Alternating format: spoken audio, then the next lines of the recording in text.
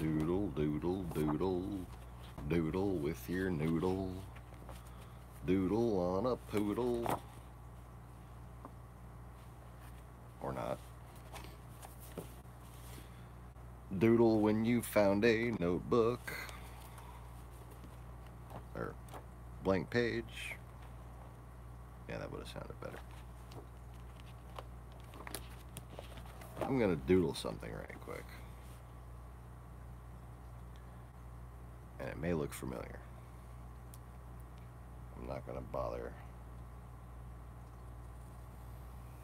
making too high quality of a sketch. Oh, well, just as I said that, I fucked up, so yeah. Good thing for the disclaimer.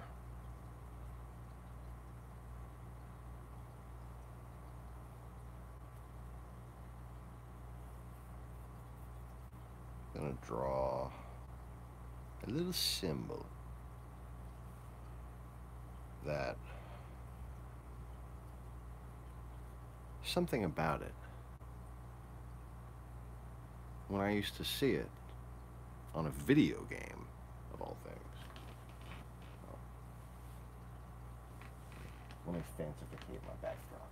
There. Are we fancy yet? There. No, not fancy. Oh, no, that's not fancy. You cover me and then you get really fancy.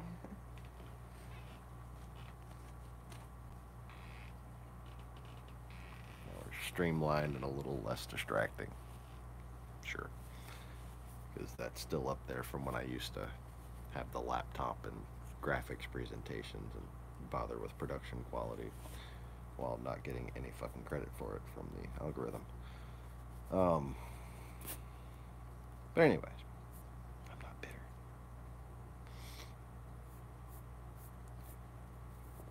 I used to see this symbol on a video game. And if anybody shows up today on the live stream, here on part 2 of the Broke at the End of the Month broadcast special,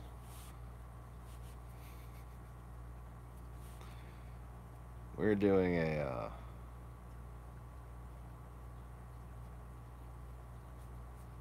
marathon if we have to.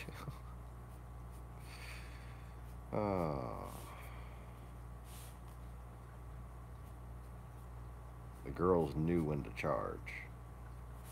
They came out on Black Friday with shoes, doing that thing, you know, when the shoes start to talk in the front. Oh, shit. And then we got ourselves down to less than $20.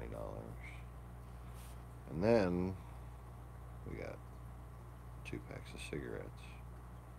And now we have less than $10.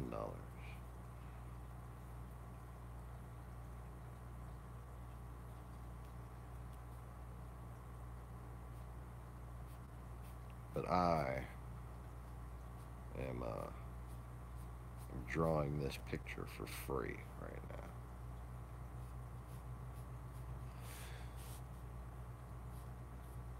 I'm just making this a little too high a quality for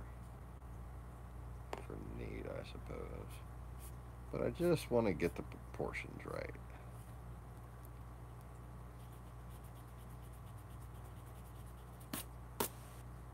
I just chopped off the end of it right there.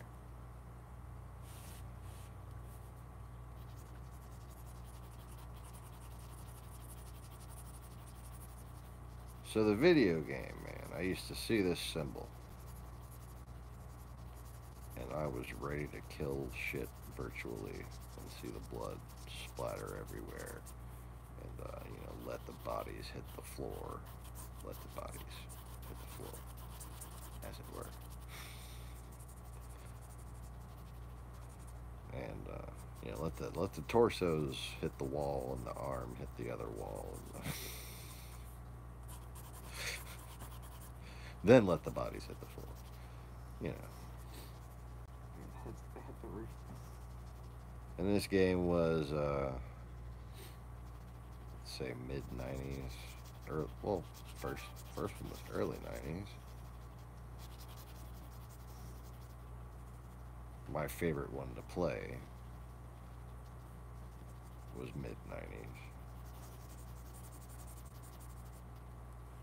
And they came out with a third one and a fourth one, I think. Right after they came out with a new Dune. I think they came out with a Quake 4.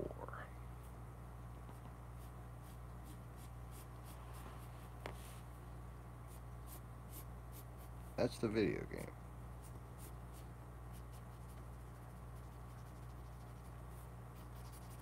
But the symbol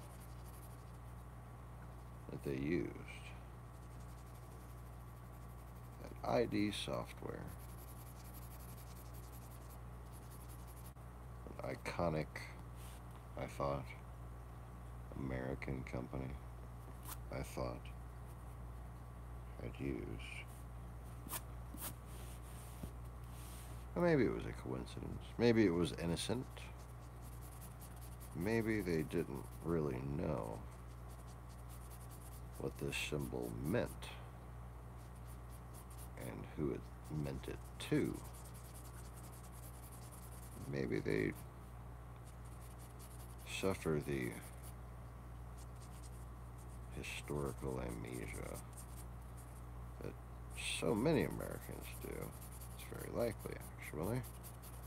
And maybe they just used this on accident.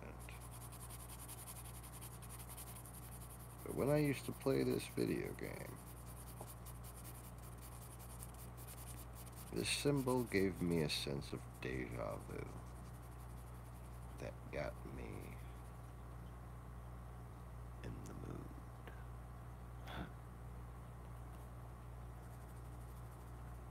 Any actual mercenary fucks who watch this know what mood I'm talking about.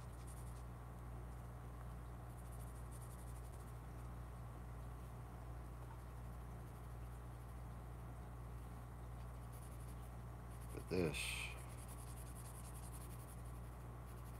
might not even look familiar to the slaves of this age.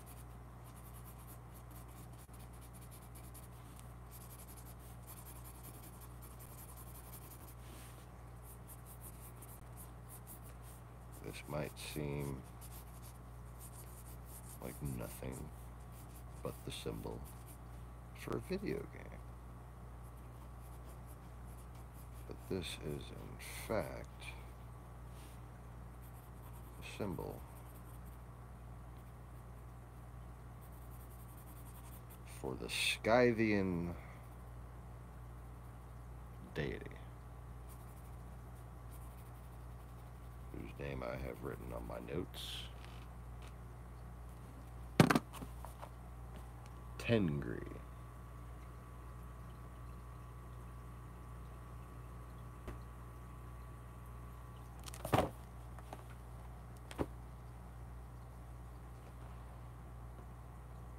That's the symbol for Quake 1. Double it up, you got Quake 2. Triple it up, you got Quake 3. Of course, I remember thinking, long before the Triple X movies came out, how the Quake 3 in red kind of resembled the skinheads coded KKK with 3 X's.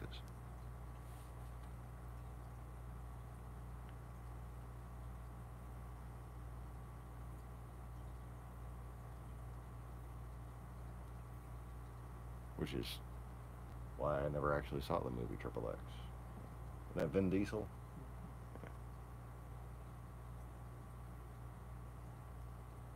Because I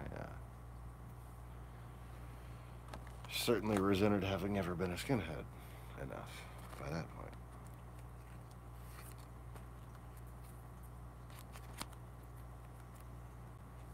But that's all I ever thought.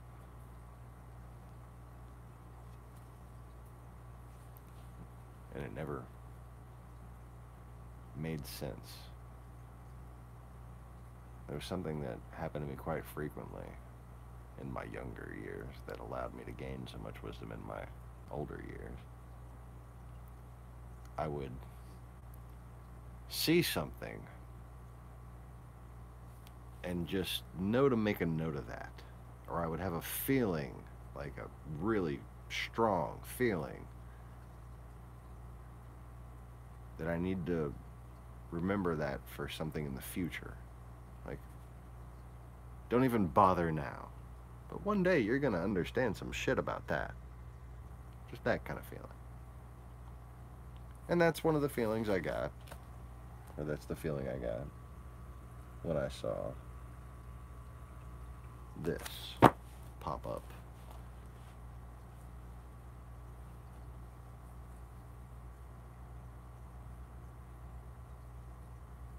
And the instance I'm remembering was Quake 2, actually. I think. But it was the video intro, you know, when they have the spaceship with the landing pods firing out of the side. And your character or whatever is in one of these little... It looks like a Star Trek torpedo, but you're just supposed to bump your way through bunkers and stone and whatever the hell you land in, crash into the side of a mountain, whatever.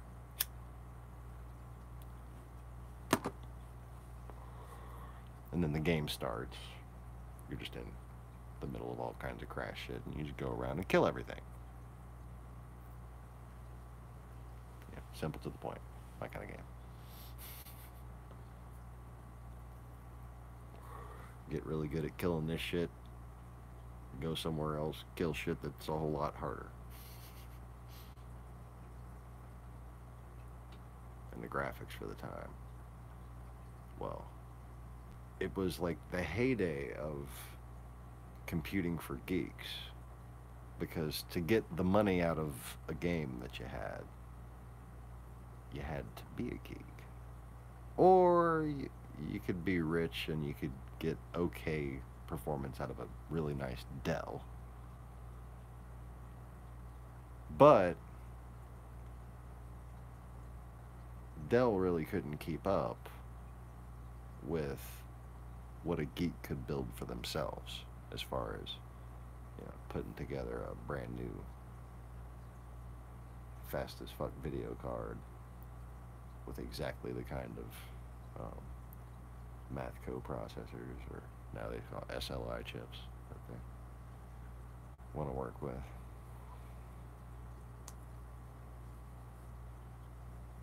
I've been designing a motherboard most of the morning, so I'm a little geeked out right now myself.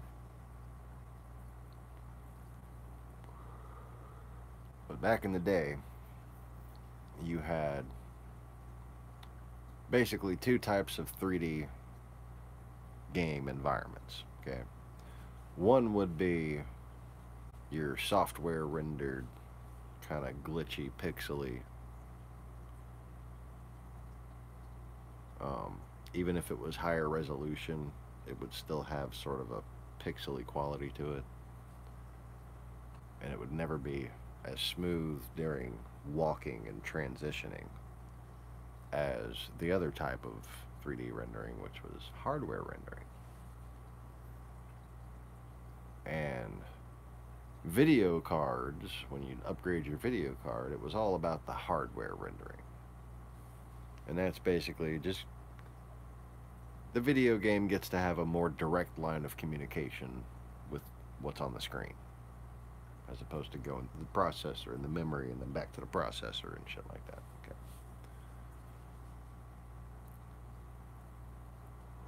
And back in the day, if you didn't have enough RAM, to your hard drive, and then back to the processor, back to the memory, back to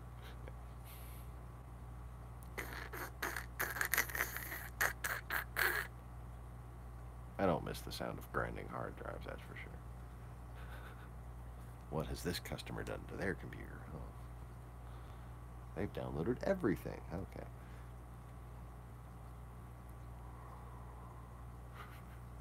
But anyways.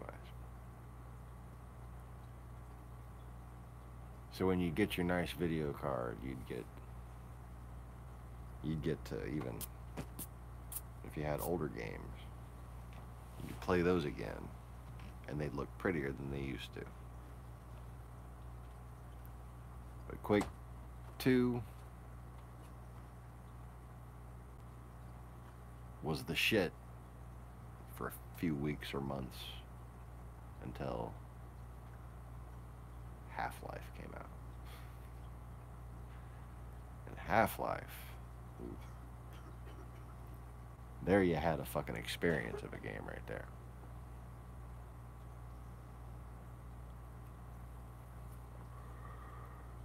But Quake,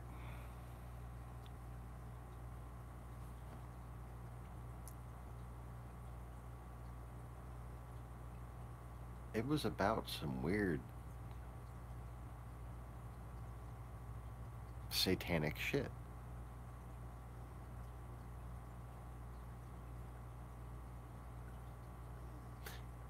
So there remains this possibility. Did they make the connection between warlike barbarism in general and American militarism and basically the army of Satan?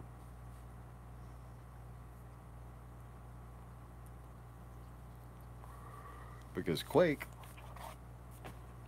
had nothing to do with a geological event.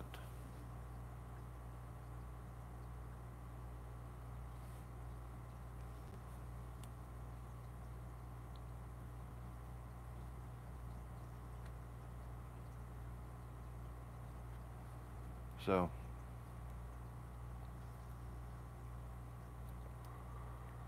one of the reasons why I'm designing a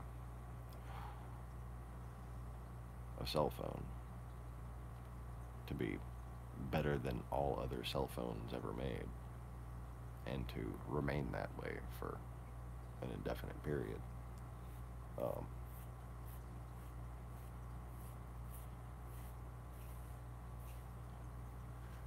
Is because when it comes down to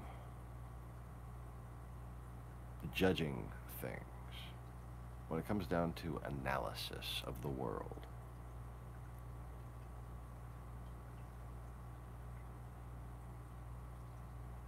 it's been our perception, okay, the integrity of our thought process, basically, as a community of citizens, has been left up to software and video game developers.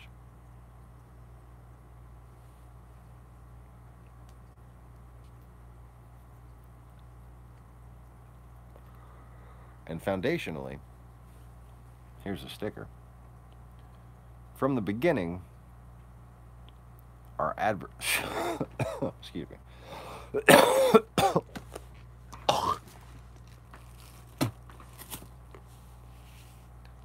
From the beginning, our adversaries knew they were adversaries.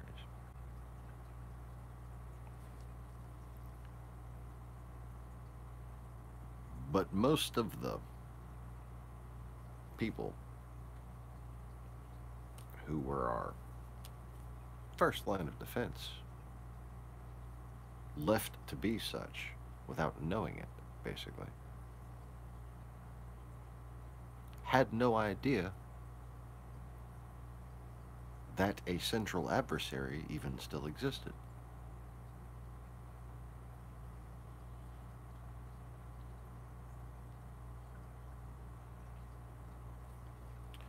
You see, what I want to talk to,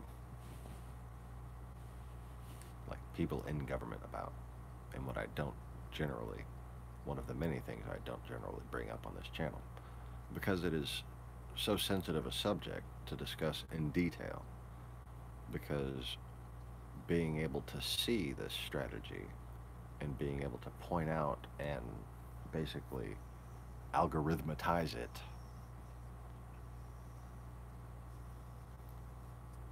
first of all, it would take more access than I have, more organizational capability than I have. I couldn't do it on my own. But the reason why I don't go into many individual aspects of it, um, because it could be used against us. And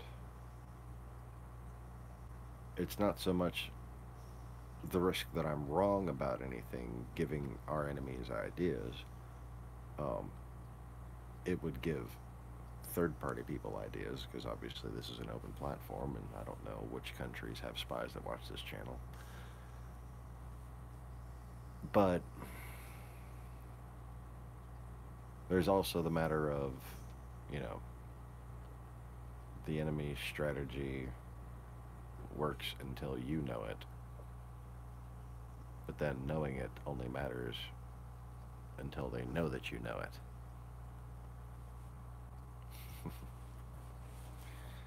Anyways, so that's my doodle for the day. We had 4 viewers. I guess they got tired of me talking about video games. I suppose they thought that was what this broadcast was about. Never be too sure, can you? For all I know, this shit just isn't working anymore. But let me go ahead and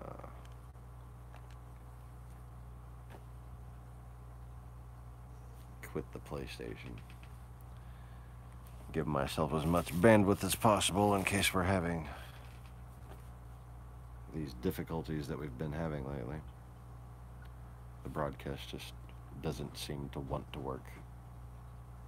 It works when it feels like it. And when I start to make an interesting point about the horde, it screws up. I had to look up at the camera just in case it screwed up, just because I said that. But you know, I've tried to catch that enough times to where it's not going to bother anymore, you know.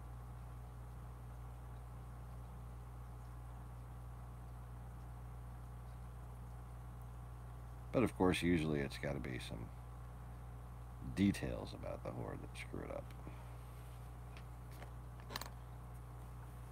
Now,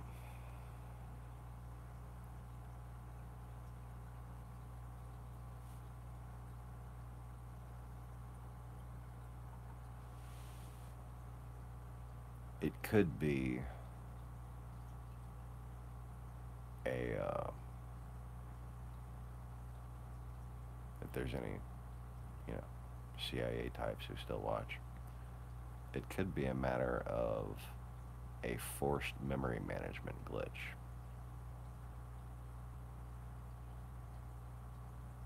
That's being triggered by speech algorithm.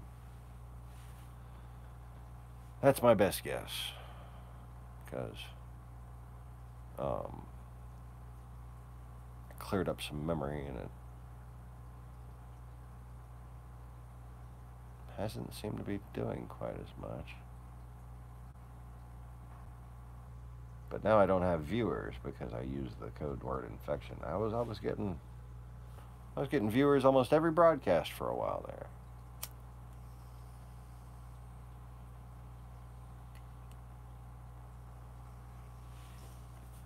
But now I probably just got the Russian agents and YouTube sentinels checking in.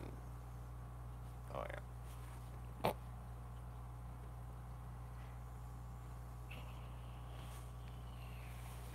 Because what you gonna do? Some people got too much free time on their hands to allow other people freedom. But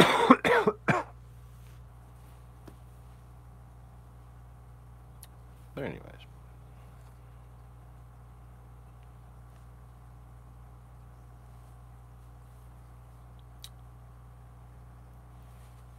So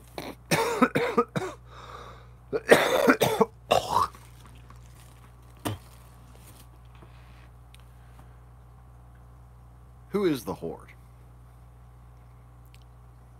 Who are the Horde? It's a good question. Are they the Turkic tribes?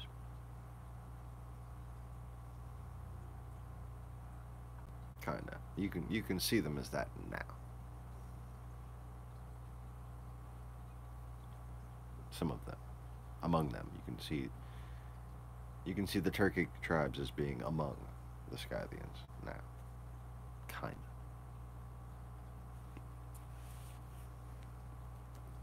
Let's just say those little villages aren't as innocent as they look when it comes to providing men and material.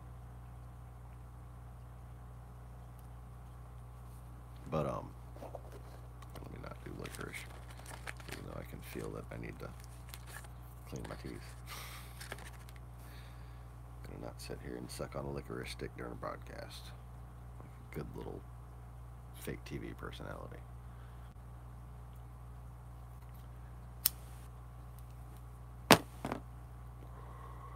Anyways, are the Scythians the Jews? No, obviously not. Are they the Tatars? The Tatars? I really don't know. Tatars? Tatars? Tatars? Tatars? I don't know how to pronounce that. No, they are not the Tatars, though.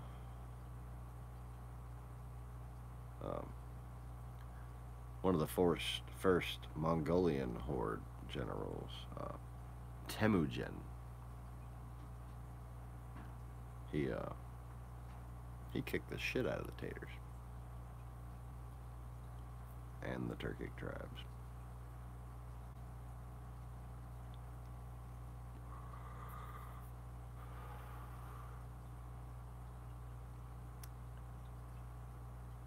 Now, back when I had the fancy graphics studio up and running, we had the Central Europe, Eurasia map, where I showed the Golden Horde existing as the Chipak Khaganate.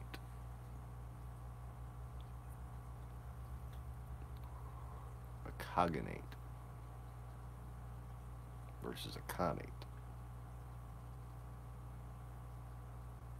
See, a Khanate was a ruled land.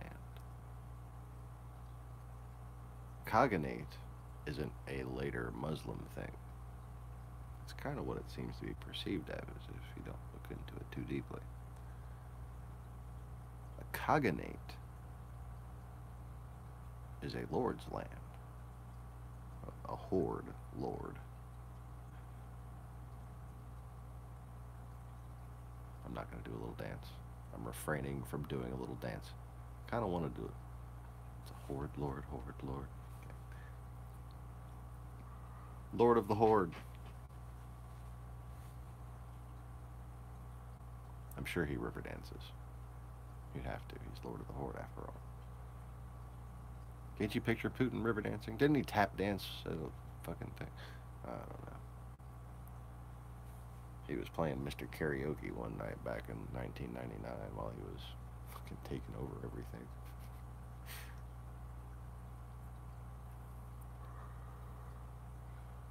It's a high quality bullshitter right there. That is a high quality bullshitter.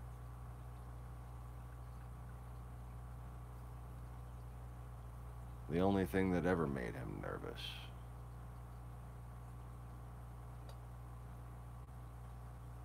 was me coming back.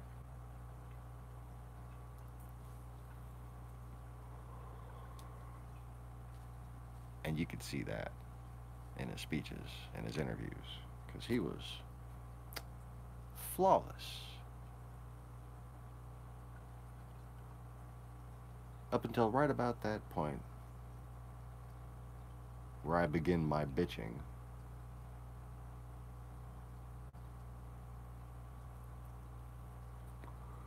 He had already invaded Crimea, started going into Ukraine. He was a confident bullshitter.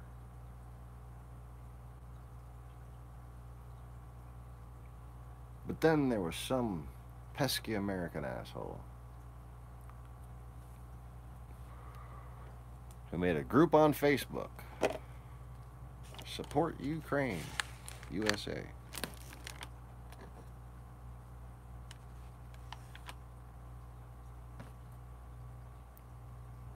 And it turned out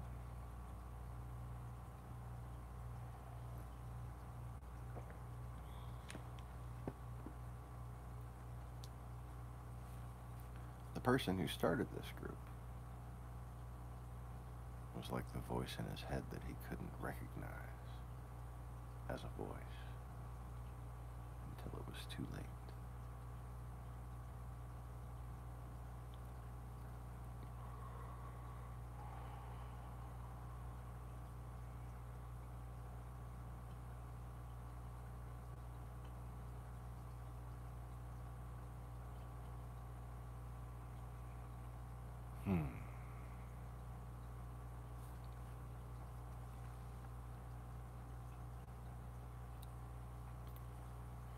Now, it is simply uneducated in matters of Soviet intelligence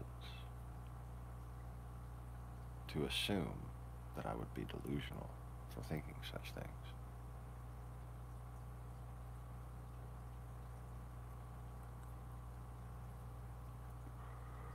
And here is my standing. The KGB actively looks for,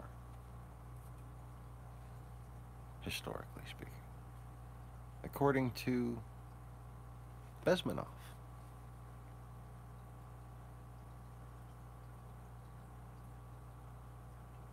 the Messiah, quote unquote.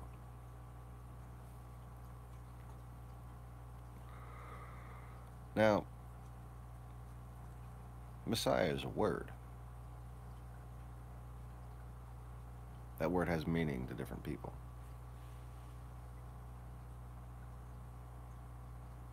But one should know what such a powerful word means to such a powerful foe.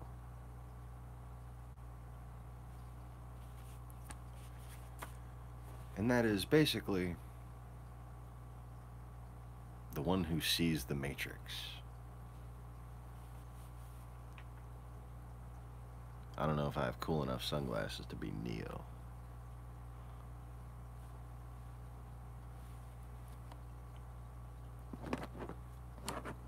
But the KGB, FSB, GRU, whatever you want to call them, the Horde, they install false messiahs which help lead productive religions and cults, they say, astray. Whereas they would be typically the backbone of the community and essential to the country's national defense, especially on a local level, but even geopolitically.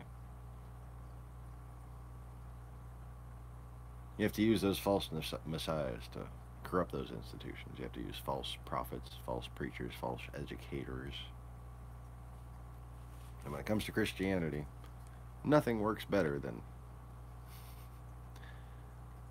an atheist pretending he's a Jew that converted to Christianity.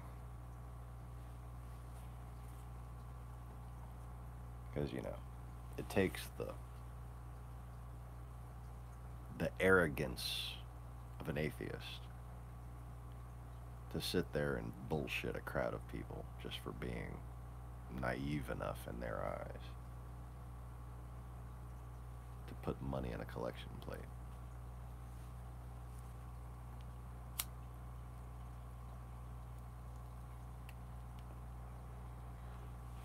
And you know, I put money in that collection plate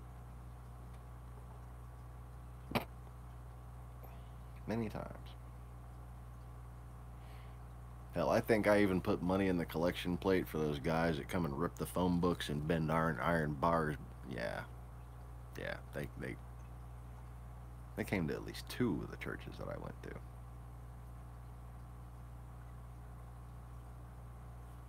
Ooh, hindsight is 2020.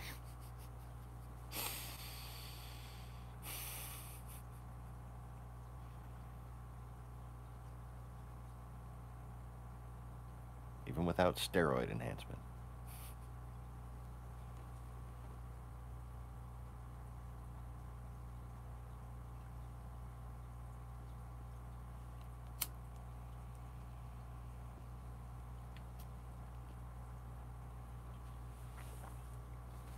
But you see, the reason why they had to try to make sure this broadcast was unsuccessful, make sure this channel and my other channel never took off. The reason why the notifications and all the fucking different features of YouTube got changed as they did, and now that my channel's been demonetized, many of them have been changed back all of a sudden.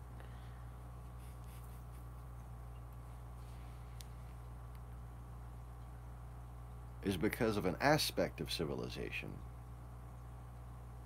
that they purposely made people forget because it was essential to their needs of conquest.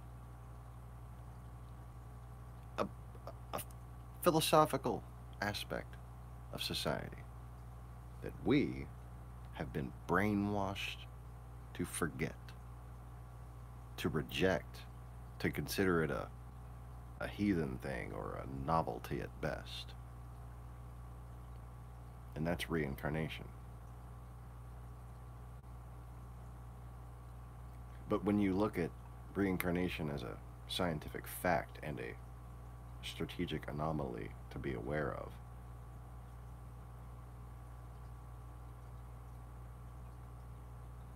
there is a reoccurrence, if you will.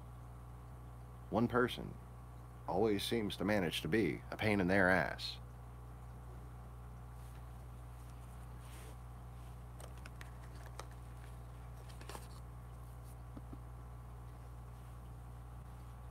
And all it takes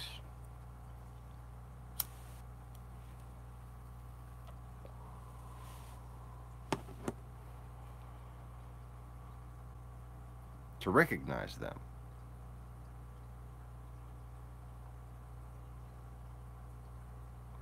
is that they see the truth. Not just an aspect of it, not just they get a clue here and there.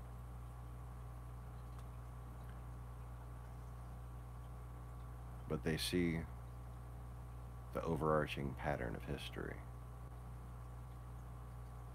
They see the danger that their own people are in.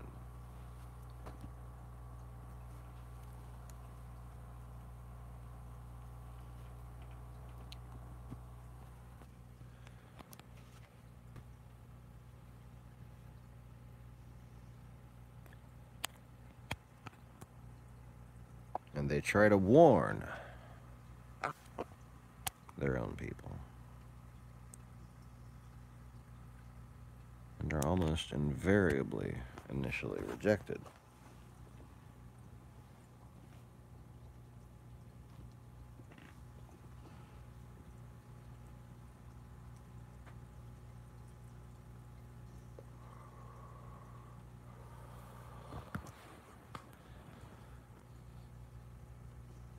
had to plug in the charger. Hope I got it right this time.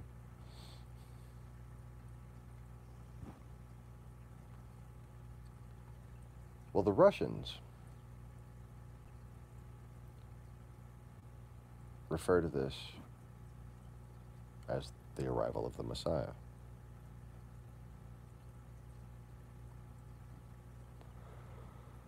And they're the ones who well,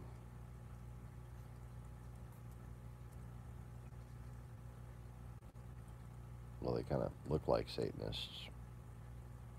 They act like Satanists. They talk like Satanists.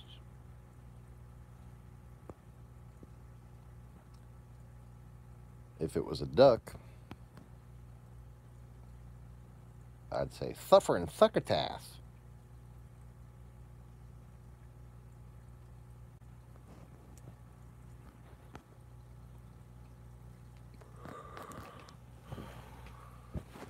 Buried all the blankets behind the back. Let me see if this pillow will work. No, not so much. Oh.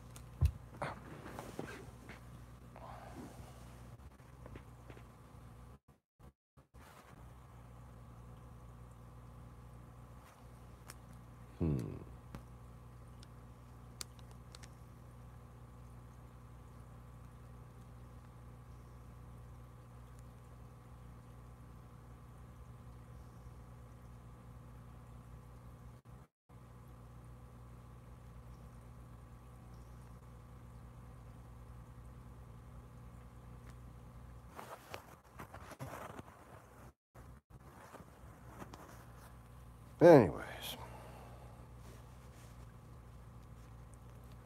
So, you know. There's an electronic record that proves a freaking kid was named for the screen name that I fucking brought to the linguistic world.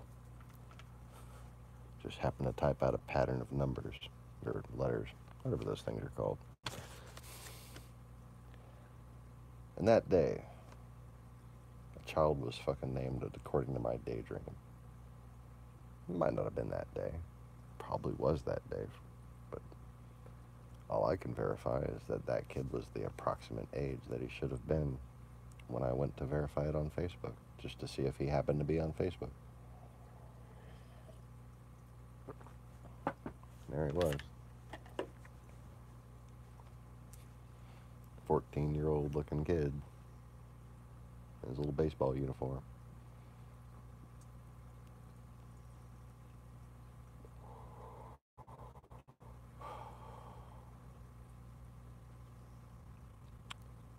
And I just happen to be the guy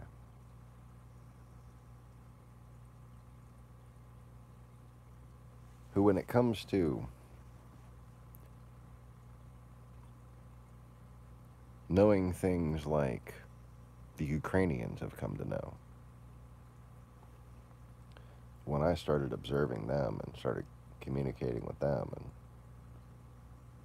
reading a lot of different stuff from there and watching a lot of different stuff from there,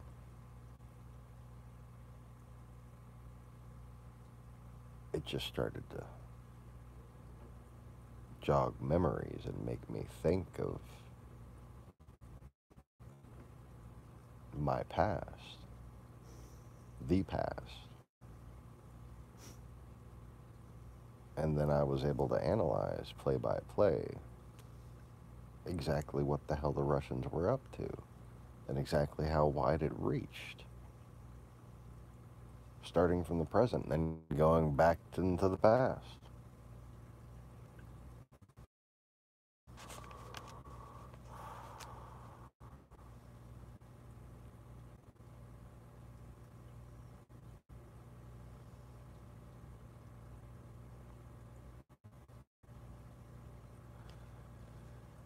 Now,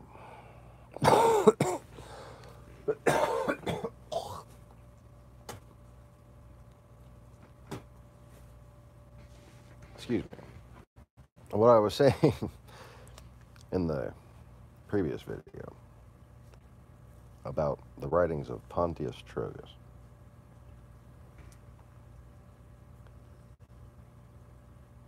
is that you have there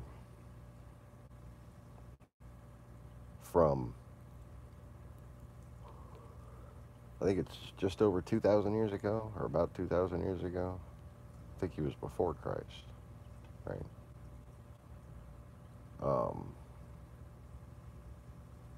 one of the earliest Roman sources we have documents the Scythians as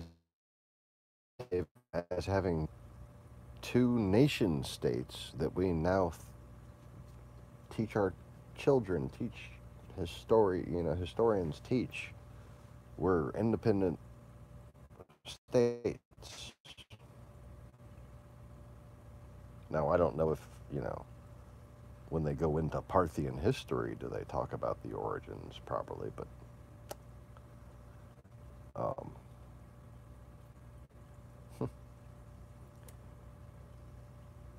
when you talk about the rise of what is then, from then on, known as Persia, you don't talk about the Persia that existed before the Parthians. And the why is one of the most important parts of history. I wish I had written down the other name. There were these two specific countries. And the other one was inexpensive. It's not one that most people have heard of, because they didn't become the Parthians. But I had made a very logical case with the assistance of many maps, many maps,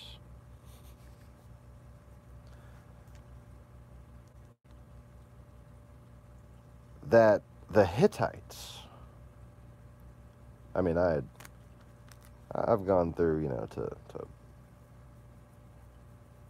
to Media, to the Babylonians, but all the way back to the Hittites, and made a very concise, logical argument that the Hittites came from fucking Crimea. They were Scythians.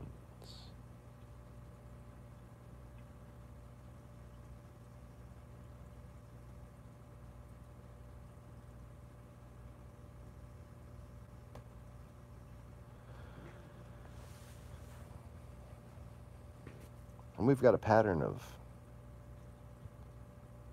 failing to teach history that is the basic failure that divides us as a country. Because if people understood the basic pattern of history, unfortunately for a lot of atheist historians, a lot more people would still be Christians.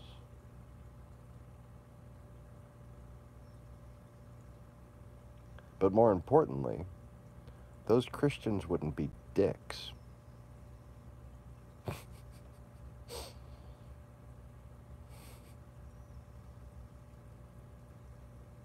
They wouldn't be Fox News viewers.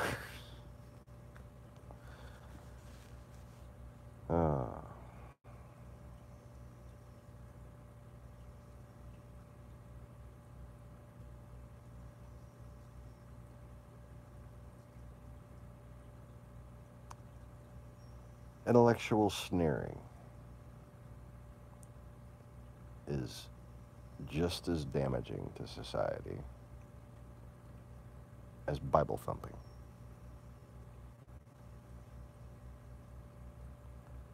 Because when intellectuals sneer,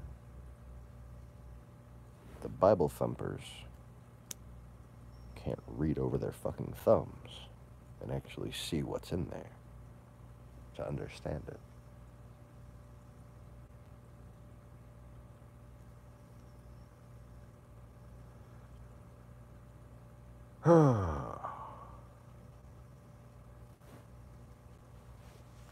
So, supposedly,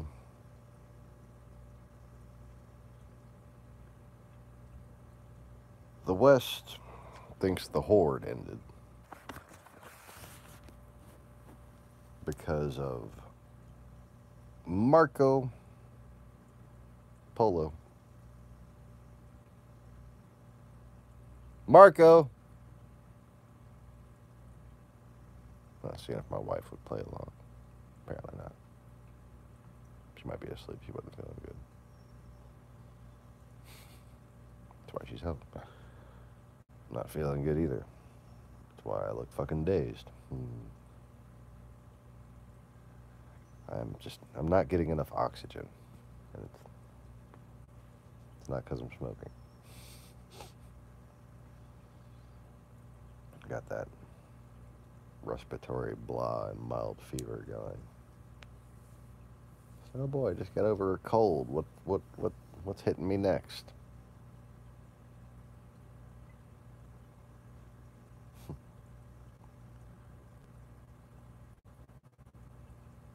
What did I catch from the family get-together? Or the neighborhood get-together? That wasn't much of a get-together. But you never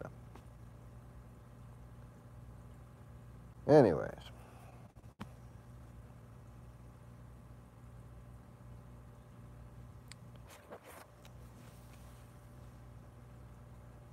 Kublai Khan.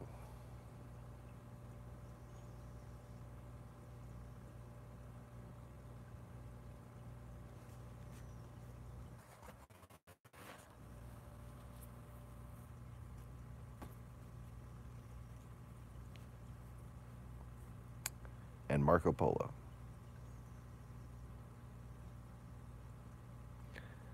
Because of this little story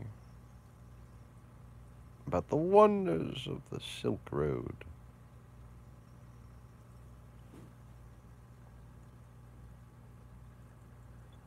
we are convinced, being the barbaric Westerners that we are,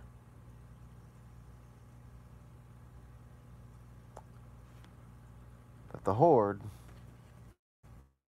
had become weak.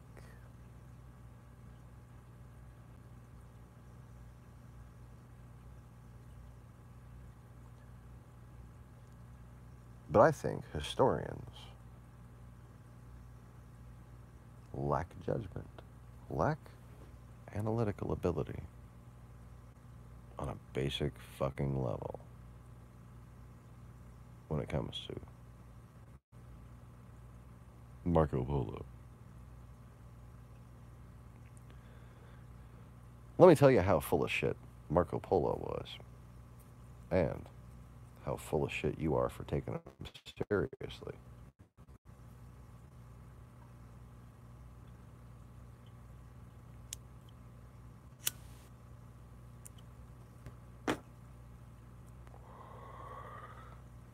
Kublai was not a Khagan. He was just a Khan. Khan means a fake ruler.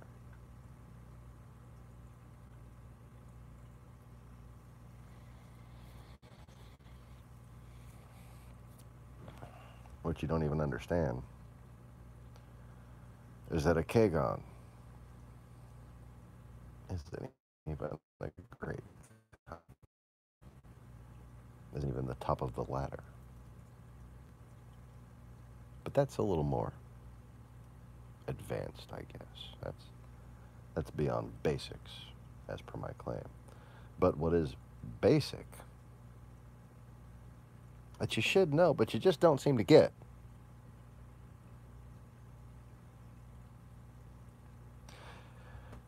is that these people are nomadic. So if you find a castle in a city with a king, he's a puppet, nothing more. He can claim to be ruler of all the lands around him, and all the lands around him can be ordered to pretend he is as such. And for all they know, he might be. But he's not. The one who is doesn't fucking stay put. The actual power base is as easy to pin down as a shadow.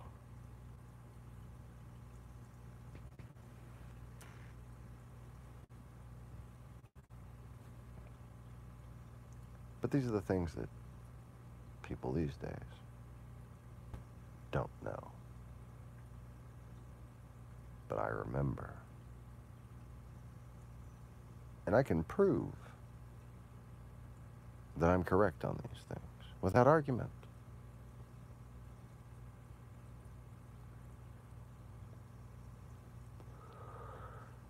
And if people started to be allowed to watch my videos, they might be educated on these things.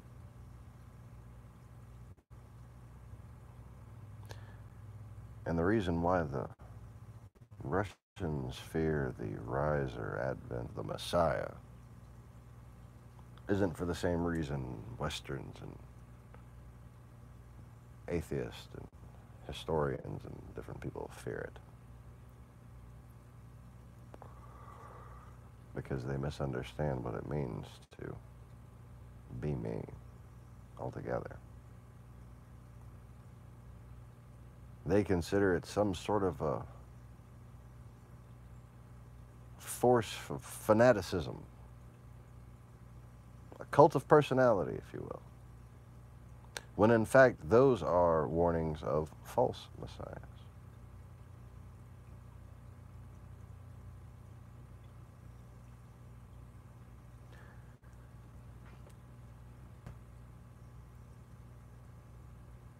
You don't seem to understand that I view being king of the world as far beneath me.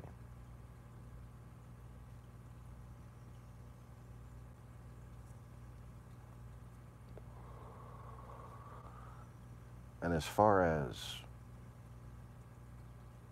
fanaticism or groveling, I find it intolerable.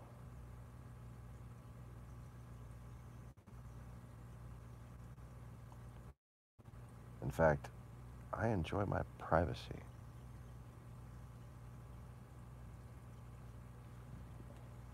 All I really want is, just maybe a group of 5 to 10 people to hang out with. 5 to 10 people's a party. More than that's a crowd,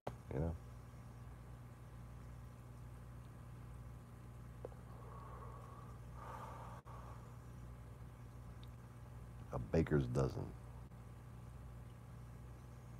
Tops. You got 20 people showing up somewhere. 15. 15, you're pushing it.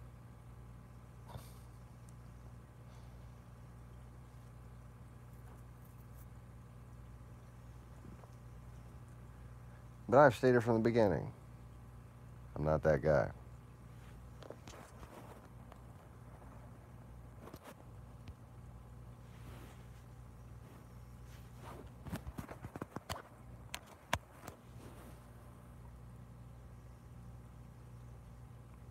Did I flip the charger in time? I think I flipped the charger in time. Anyway, I stated from the beginning, I don't want to be that guy. I just want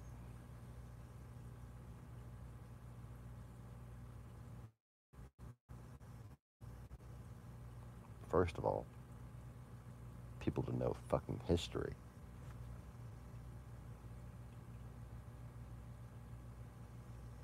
But as far as this country goes, I just want a couple of senators and a couple of corporate CEOs to take my freaking advice so this country doesn't melt. It's not as though I'm vain enough to want to be like an on-call service for ideas and solutions.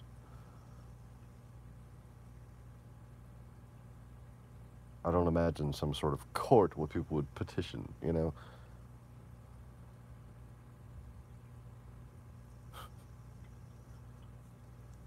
There's shit that needs to be done.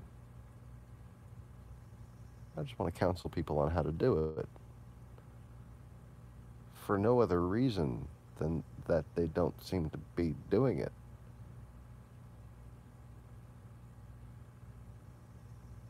I'm not inventing things to fulfill a prophecy.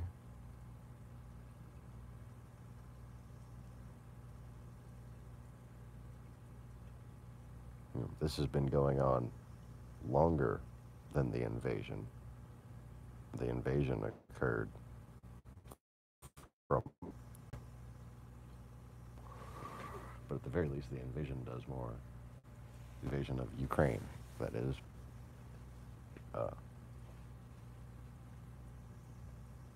continued to confirm me by happening.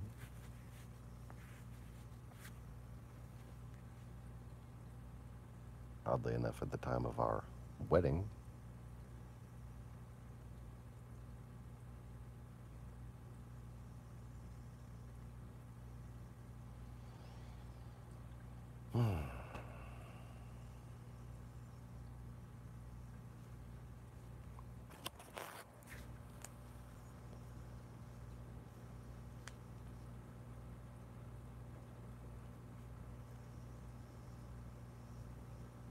But on top of basically having enough with the hypocrisy of the Christians in this country and trying to get them to take some responsibility for having basically ended the harvest. I mean, they were driving atheists away and driving their own children away from faith because of their hypocrisy.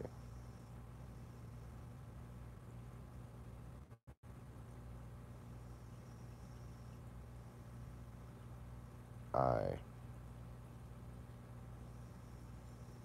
knew exactly who the devil that was the god of war was. I knew at that time how much Russia had done to deceive everyone. I had been trying to convince people of it since 2011. And it was in August 2013, I think,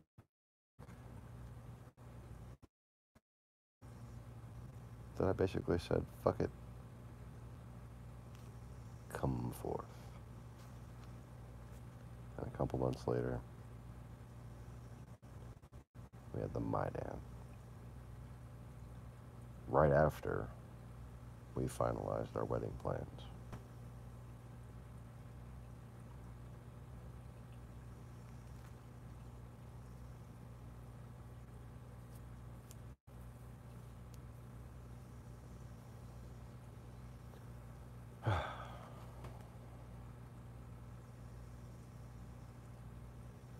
And before,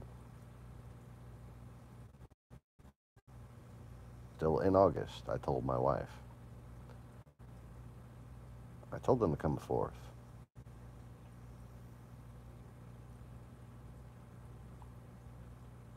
And we had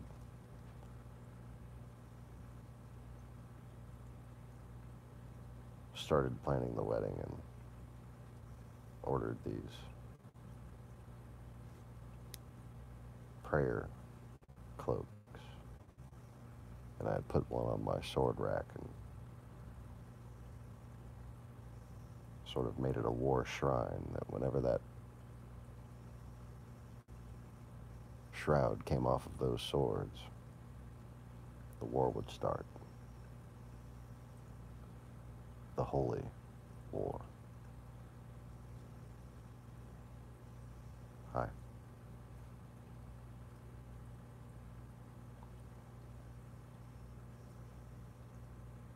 And that shroud came off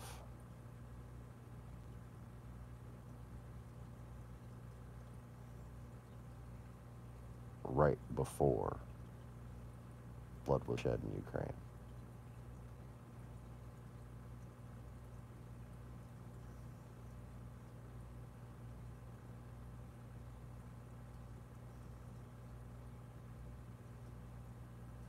I wish I had better documented the day.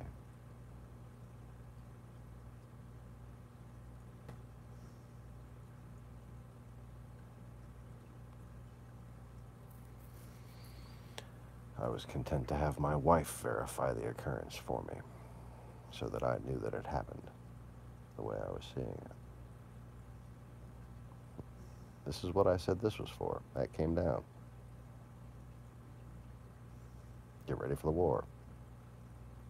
A day later. Hey look, Russia's invading fucking Crimea. And I just looked at the fucking shrine.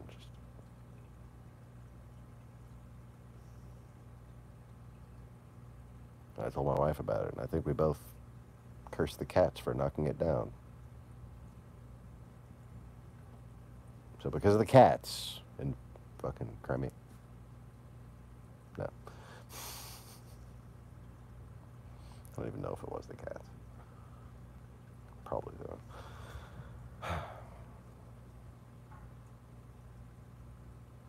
But see, from my perspective, all of these events have fallen into like a, not just a prophetic format, but like a ritualistic, like it's a part of my life kind of format. Which is profoundly narcissistic on one hand, but it's the end result, or the unfortunate end result of years of using said ritual and said fulfillment of prophecy to end my own denial of the matter. Which, still lingers as a wish. I wish somebody would come convince me that I'm a fucking crazy person. It would be a big load off of my shoulders. And tell me the logic that I'm failing to grasp here. There's a kid named Nathan Cox. There's a kid named Nathan Cox. Why? Because I made my screen name.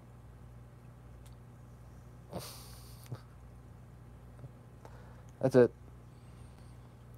I mean, I wanted my soul's name. I wanted to know as an exorcist. I made it like a bigger thing, not just about the screen name.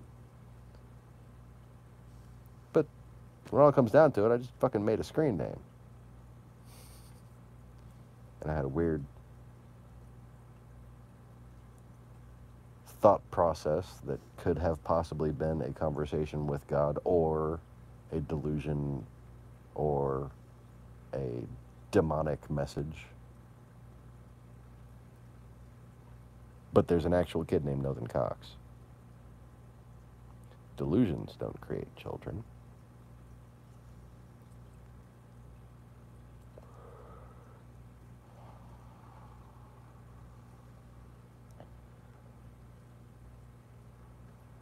Demons, I don't know if they create children,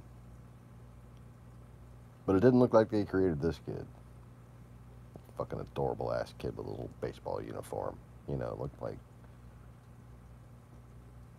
little American goody two-shoes kid. You know, like, bless his heart.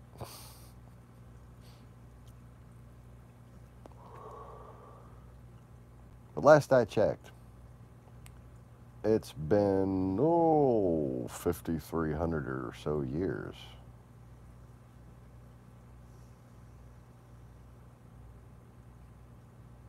since a demon could hybridize.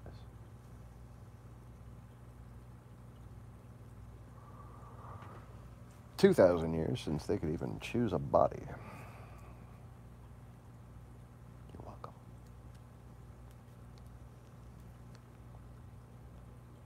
But anyway,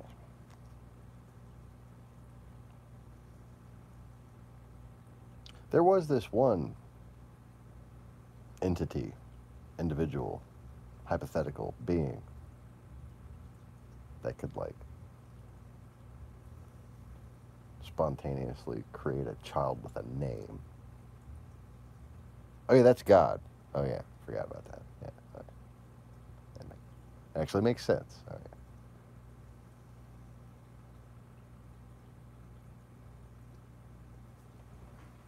And that was when I first acknowledge the notion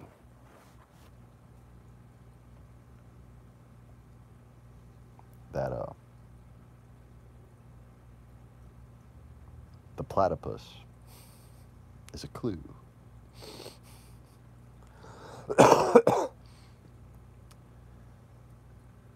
Because it would take someone with my level of fucking goofiness to put a duck bill and tarantula fangs on the feet of, duck bill on the face of, and tarantula fangs on the feet of an otter that thinks it's a beaver, kinda.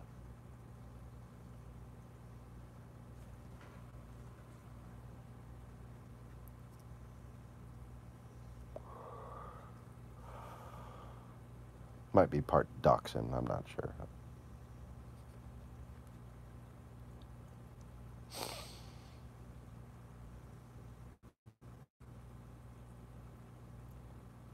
But, you know, Mother Mary sometimes has a last name, so you have a platypus.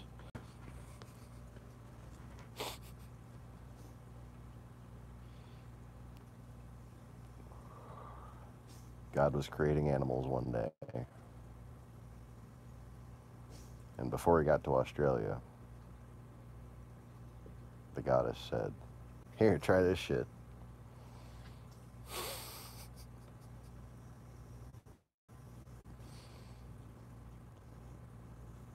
And God said, "All right, what if we crossed deer with rabbits?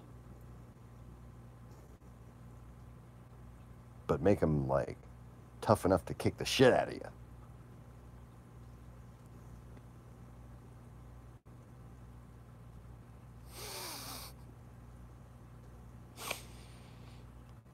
That just sounds up, doesn't it?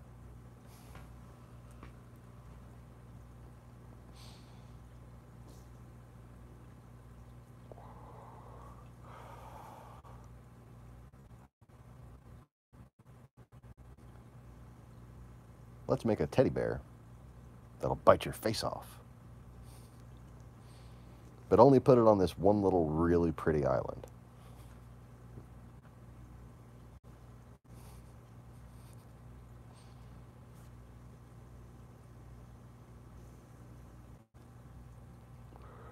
And if you think a Tasmanian devil looks anything like Taz the cartoon, just no. No. Fucking adorable.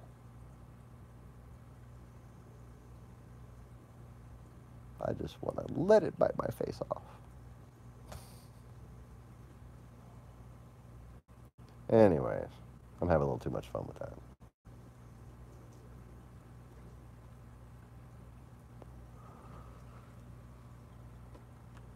Which you see, there's actually an extremely beneficial aspect to me being me and me being the one that's doing this for people.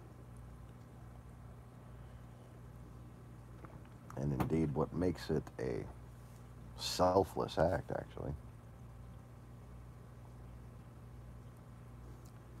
is that unlike any of you, I'm not doing it to take credit. You see, if anybody was to be elevated the way hypocrites in religion say that individuals should be elevated as saints and prophets, not like people who prophesy, but like, oh, they're holy fucking people now. They don't understand that the reason why there is a reincarnating Christ that gives the prophecies that save or doom mankind is because no one else should be tasked with either the burden of the responsibility or the acknowledgement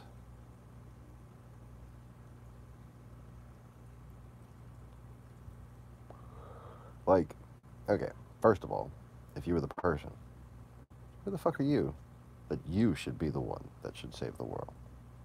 First of all. But more importantly, how does that make everyone else feel? See? That would imply that God has a really shitty sense of fairness. I don't. Got a pretty damn good sense of fairness, actually. I think. Don't want to toot my own horn or anything, you know, just because I'm God. Fairness. But I do. And it seems to me that it wouldn't be right that, like, everybody, no matter how hard you try in life, no matter how good you are, if you're not one of these few chosen people that the Jews worship or whatever, if you didn't get to wear the fancy robes and stand in high places, you're not going to be one of these special people who God loves more than you. What the fuck? No. See, that's the way atheists and historians get the wrong idea about me. Because those fanatics don't have a fucking clue. I'm not with those fanatics, and those fanatics would never be me. People that are prone to fanaticism would never be prone to me. Which is why there's a lot of people who are actually prone to fanaticism who reject me. I don't do well for fanatics. I'm too honest. I have too many flaws. I don't speak in pre-programmed propaganda phrases.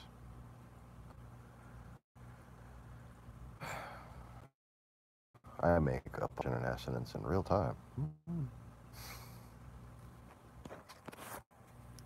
Anyway, let me see here. There's a lot of stuff on these notes that I can't really fucking read.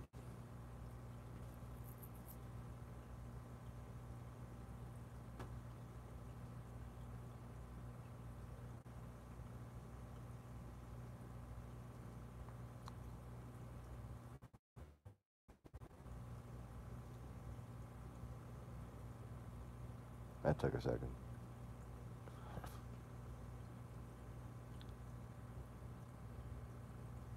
Now,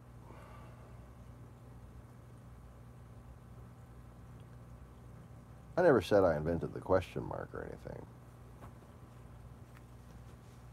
But I've said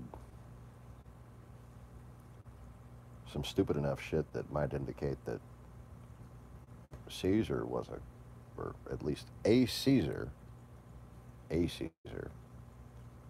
was a deistic incarnation or a Christ or a Messiah.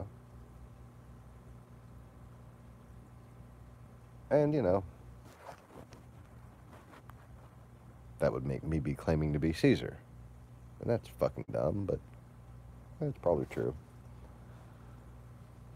And I have memory of it and, well, a rational basis. And not just a rational basis, but let me make the point about my rational basis for things. People like to think of conspiracies and connections, and people tend to find the right. But these things that I tell you, these details that I point out, all of them are missed by these people.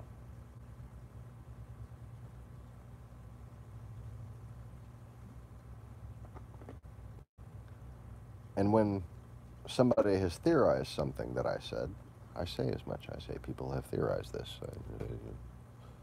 Scholars and this and historians that and blah, blah, blah, you know. I don't cite sources, but I cite that there are sources when there are sources. And when it's from me, it's from me, you know.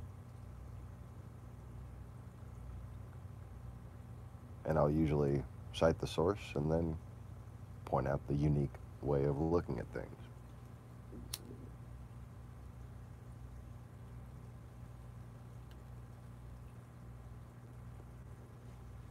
Like,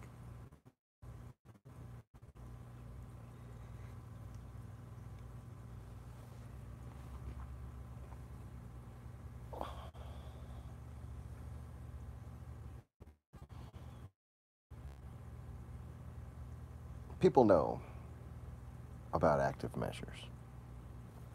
People know that the Berlin Wall falling might have been a ruse. People theorized this in the past. They were laughed at largely, but, it was a thing, right?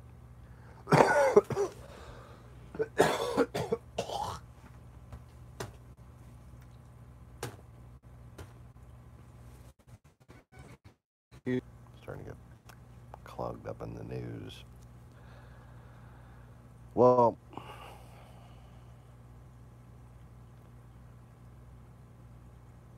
Reagan and the few people he had on countering active measures at the time um, managed to get Gorb to personally apologize for Russia's bullshit campaign that was accusing the CIA, the United States government, of having invented, spread the AIDS virus, HIV.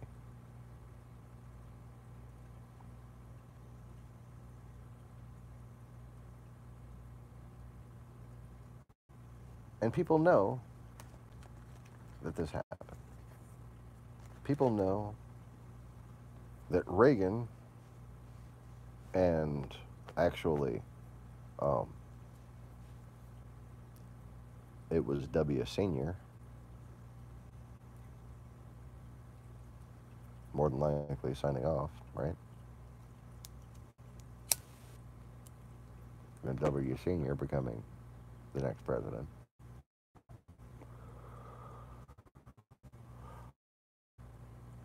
They were a new approach to how we responded to active measures.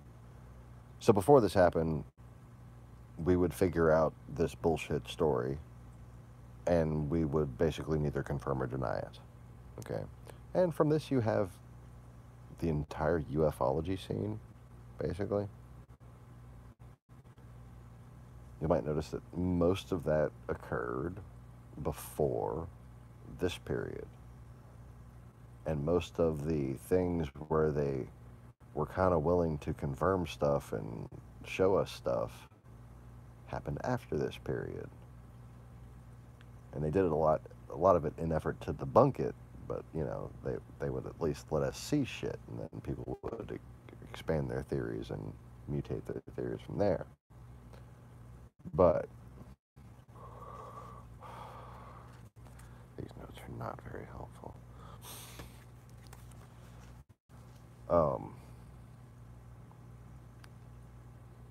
At the point which Gorbachev apologized, at the point it started to fight back by debunking a little bit at a time, but they were doing it.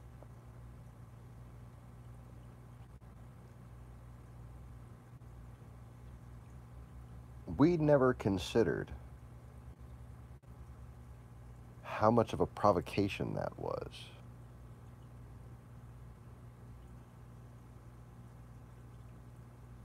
But that was the catalyst, essentially, that told the Russians that the time to act on collapsing the Berlin Wall and the other succession of plans needed to happen. You see, if they could just keep on bullshitting us into oblivion, they could just keep on bullshitting us to oblivion. And there would be no need for Brezhnev's plan, which would be considered an extreme next step, okay? But because Reagan fought back, because Reagan had counter active measures, because he had figured out the system of information dissemination, that's why they had to make us think we had won. That's why they had to leave it up to the jihadists.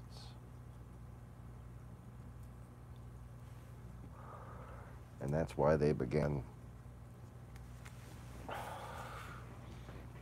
basically Sardukarizing, to quote Dune, paraphrase Dune, permutate a phrase in Dune, something, I don't know, to use Dune as an analogy. Sardukarizing their own populations while spreading Islamic extremism regarding the Israeli-Palestinian conflict primarily through their allies rooted in Iran, which were essentially actually rooted in Dagestan.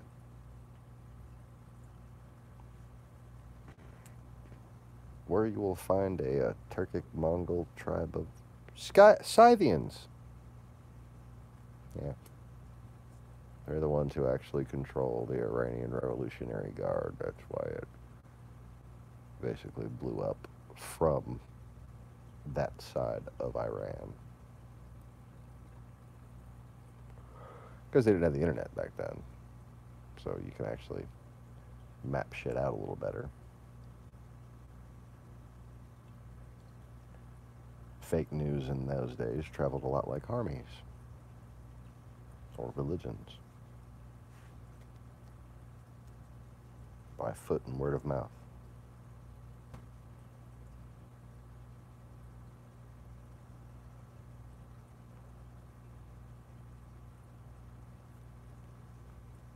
We never considered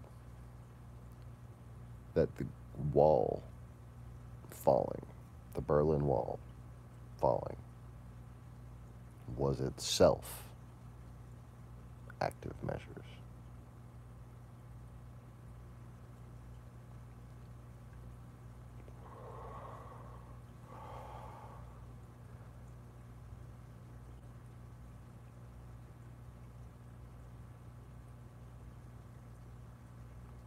You see, just like you don't know that the leader of the whole, let's say, wouldn't keep a residence in Moscow, for instance. Just an apartment.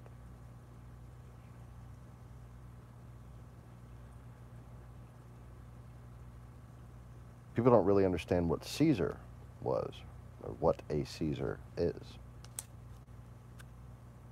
What a Kaiser is, what a Tsar is. What's the difference between Mongolian hordist Russia and Tsarist Russia, for instance?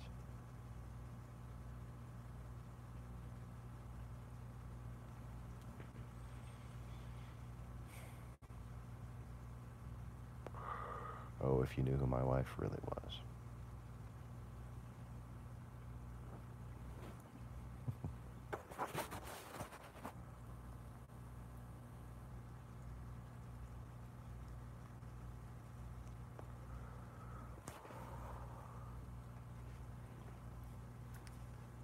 Consider this.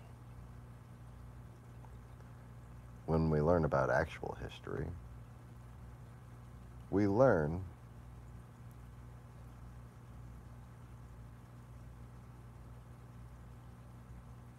well, we have the opportunity to learn about the reason behind this mystical, mused sort of feeling that's seemingly purposely implied by the pomp and circumstance of actors' portrayals of Roman imperialism. That is, in the Senate when they speak of Rome. Such a way, why would they be thought of as such a way? Why would they be documented to have been as such? Why would they think so highly of themselves? Well, it's that feeling that we get. That feeling that they all had when they referred to Rome for what it was. And it wasn't Rome as you know it, even. It was the refounding, the reunification, not the forced unification, not the conquest. It was the reunification of the old Celtic Empire.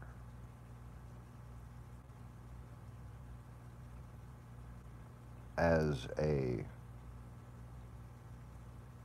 alliance of different families, tribes that had migrated to that area, combined with the indigenous Celts. And this included Latins, Lombardies, Etruscans, Arcadians, Galatians,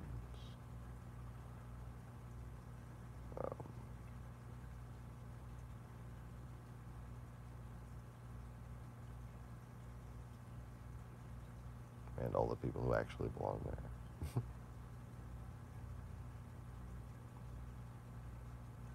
Thracians, Besemites,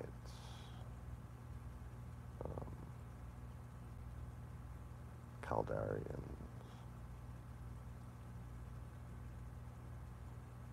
Bavarians.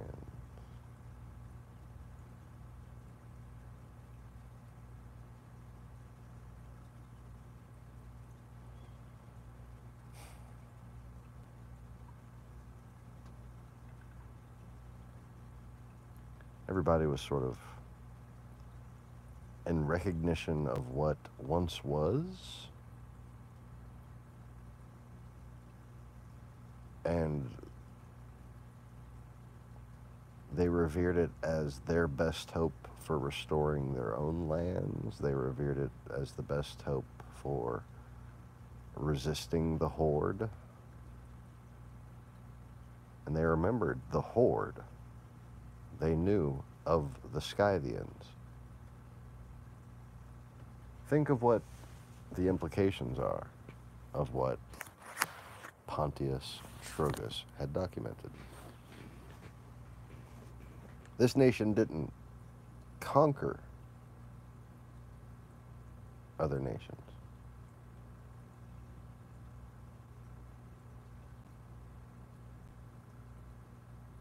It sent out an entire swath of its own people to become another nation.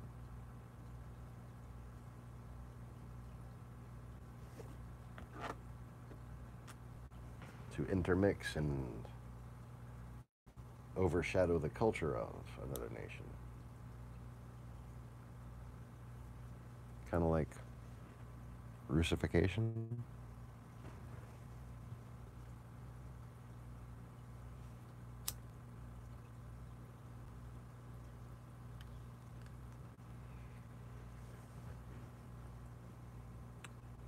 So then what is Caesar? Well, he's exactly what they say he was, and not what you say he was. High Protector of Rome.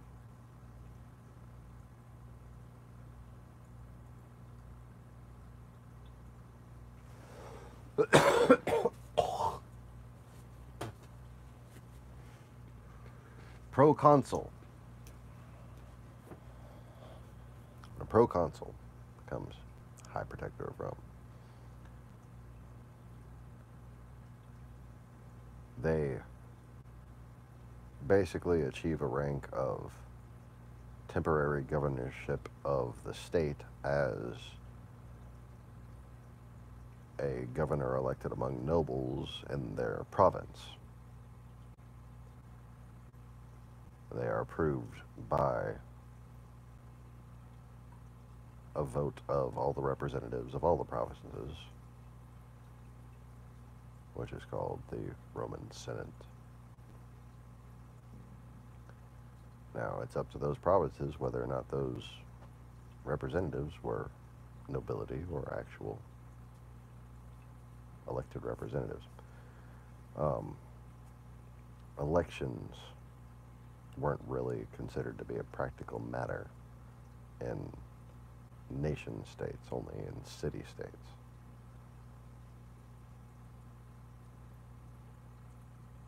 Caesar would be declared during times of defense, during times of war, and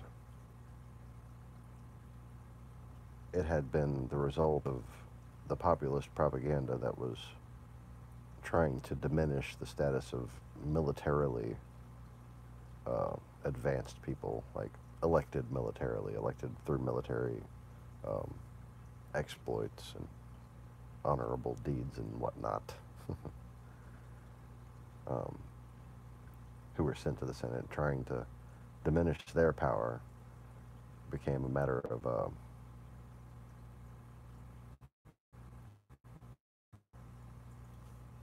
the nobles' attempt at populism.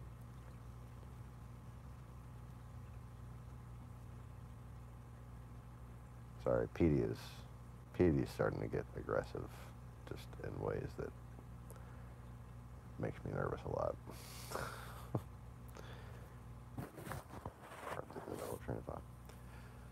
So, anyways, Caesar would be the protector in times that needed protection, and the reason why Caesar was in the time of what people think of as the death of Caesar, right? The reason why he was not considered a tyrant, but accused of being a tyrant, was largely based on this propaganda, this refitting of history to suit political ends. And, I mean, the initial objective had seemed, in my eyes at the time, just a disgusting political move. I mean, for nobility to participate in populism. And if you don't know what populism is when someone says, this is what the people want. This is how the American people feel. This is how the Russian people feel.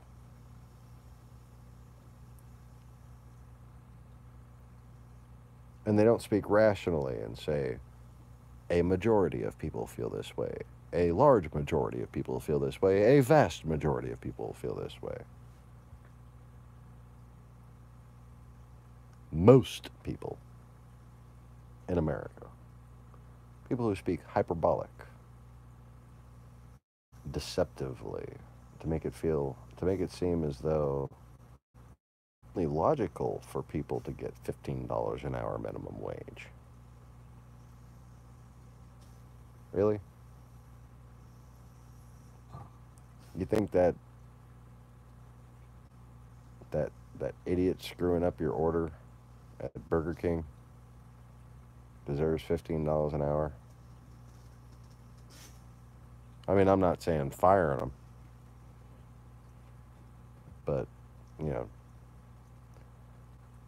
I'll take a job for $10. I've taken plenty of jobs. I've worked plenty and been thankful for $10 an hour, $9 an hour.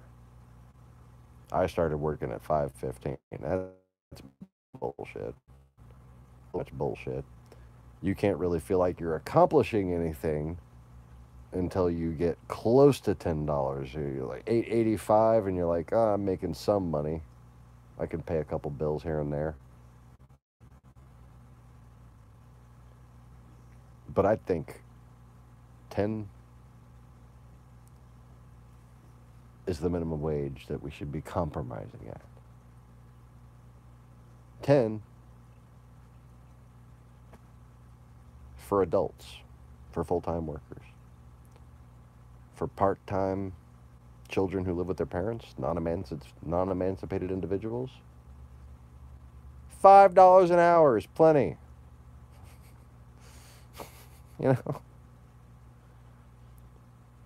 But see, 10 10 would be great. 10 would make math easier. It wouldn't make the actual act of bookkeeping necessarily any easier. But it would make visual checks a hell of a lot easier. If everything's in multiples of 10.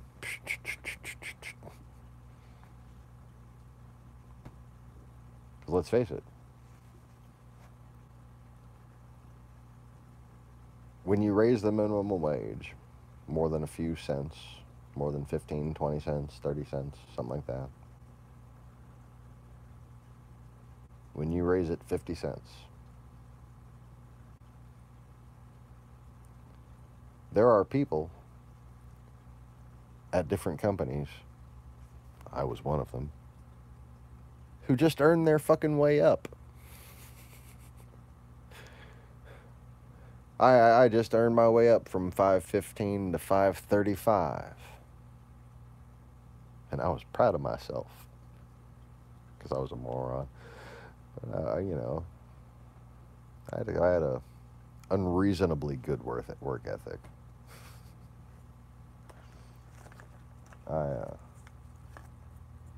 I worked for God and trusted Him to pay my bills.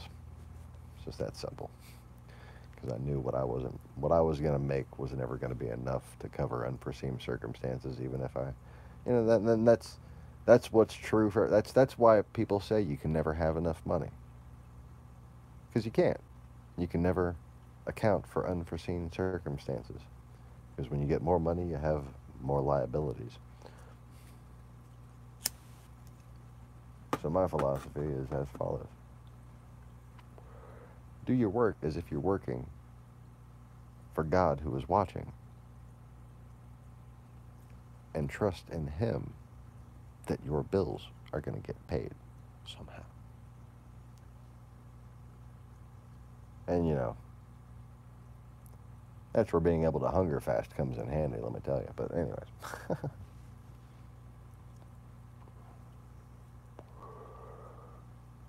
So, I'm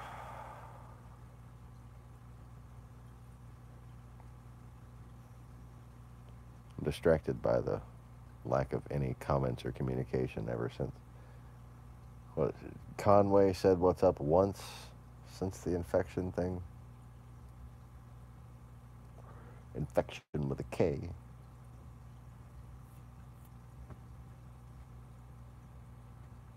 Anyways. Back to Caesar.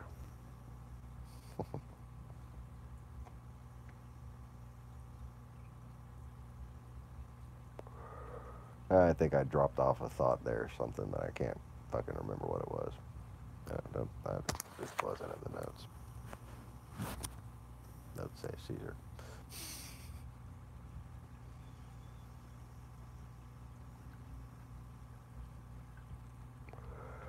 But anyways. So,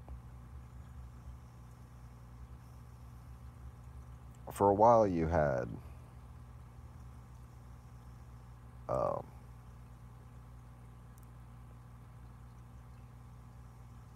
civilized pushback.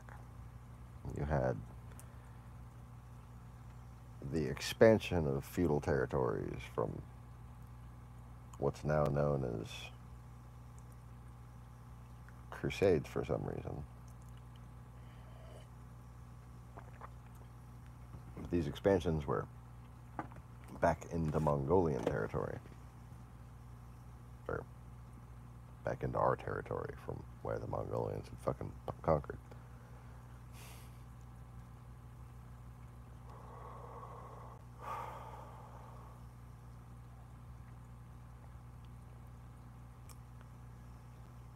And these places include Germany,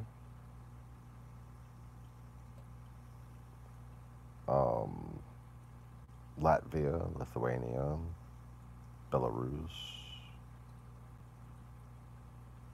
and Kiev.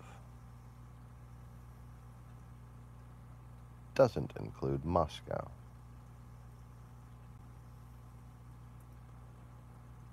The czars. You might take note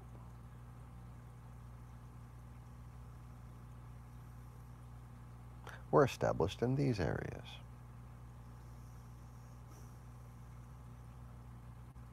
So if you want to know the difference between a king and a czar, that's it.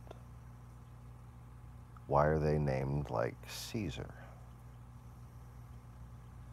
Because they were conqueror protectors assigned to reclaim land, and their families inherited the stewardship thereof.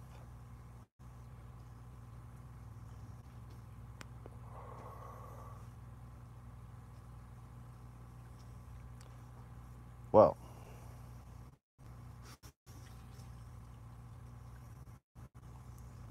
so when it comes to something like a cybersecurity czar, it's not really a bad thing, is it? It's not somebody who's got some kind of, oh, Caesar control, oh, 'cause Caesar was so bad. Shame on Caesar for all his honoring the troops and shit and wanting them to get paid for their... Shame on Caesar. And shame on the cybersecurity czar. Because we don't need that department. We're going to make a new department with all of our friends, says the Trump.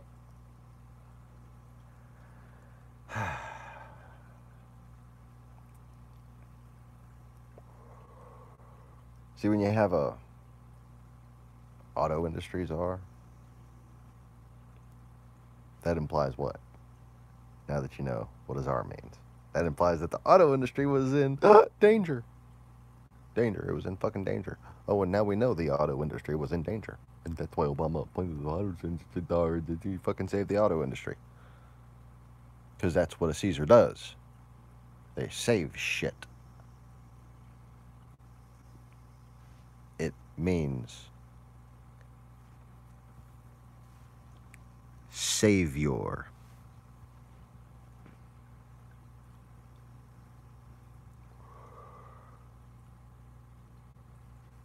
Not spiritual, literal.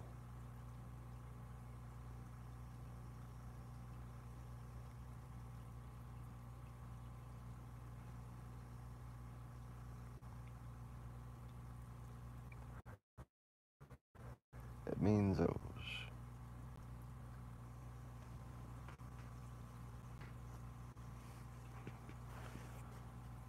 Someone who can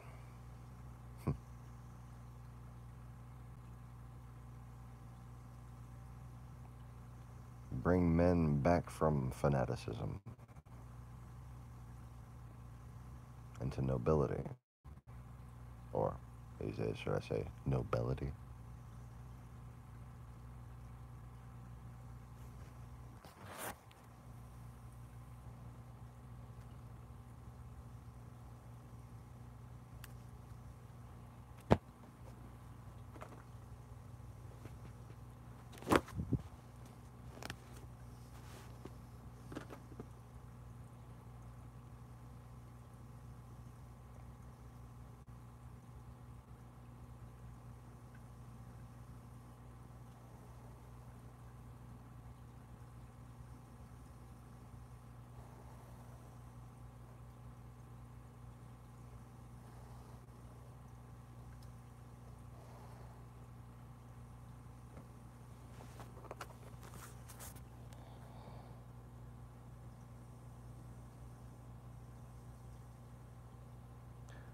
Is that the symbol of your faith?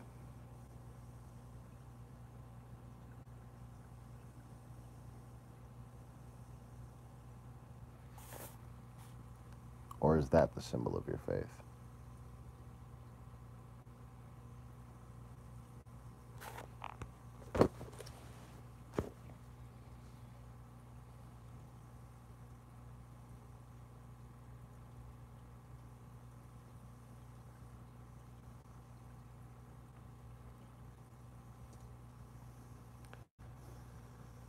That is the symbol of Apophis. That is the symbol of the Berserker.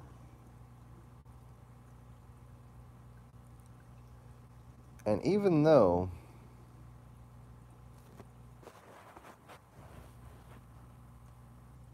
I was the first one on Twitter to use the name Q, and I was just making a cliche on Star Trek,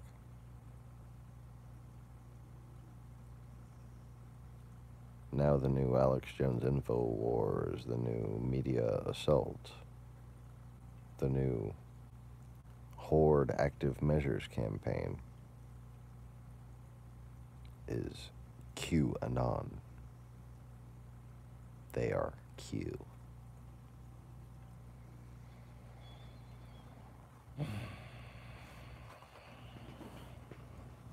Oh boy. Fancy shit.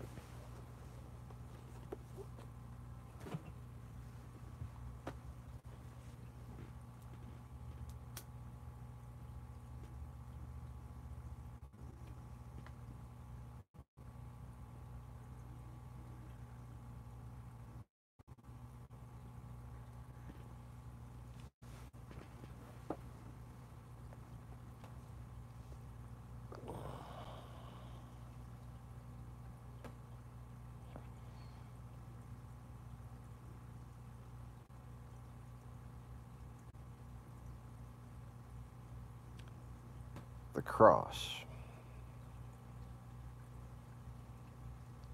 is a symbol of Constantine. Did the Romans crucify masses of people? Well, you have very little evidence and one man's word for that.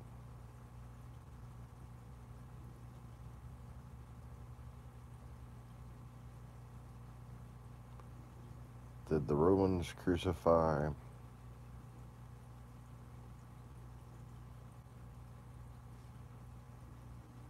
messiahs?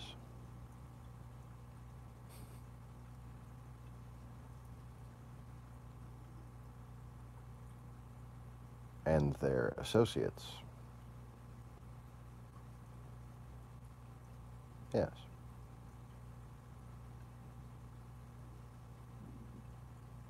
Depending on who you call Romans.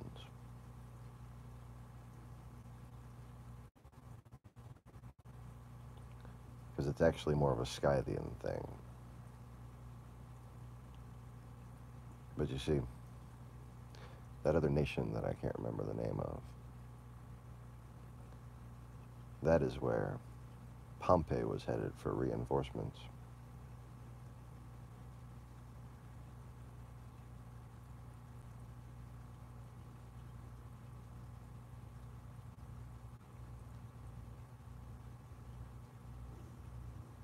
And his successors, fools that they were,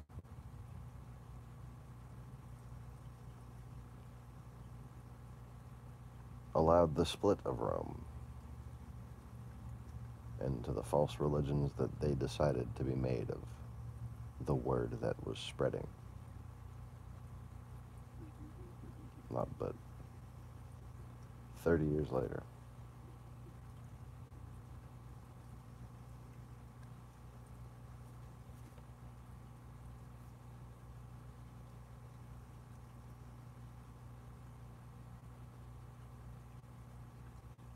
Hi.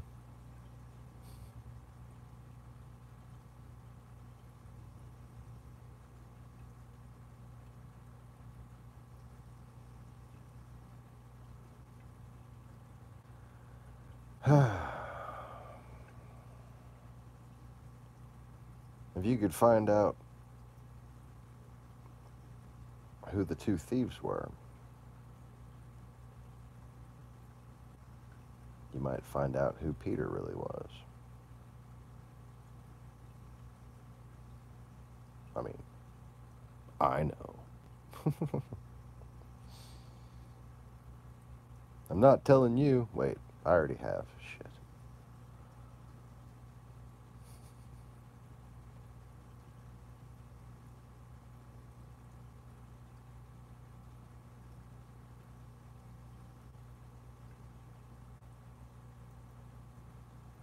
But yeah.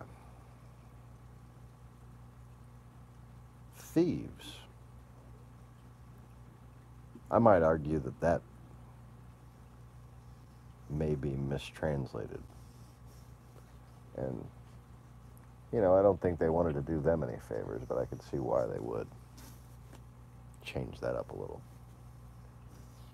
Because if you, they really were. Well, I guess people might generally put them on the same level as thieves, but these days, I think people would put them a bit worse. Mercenaries.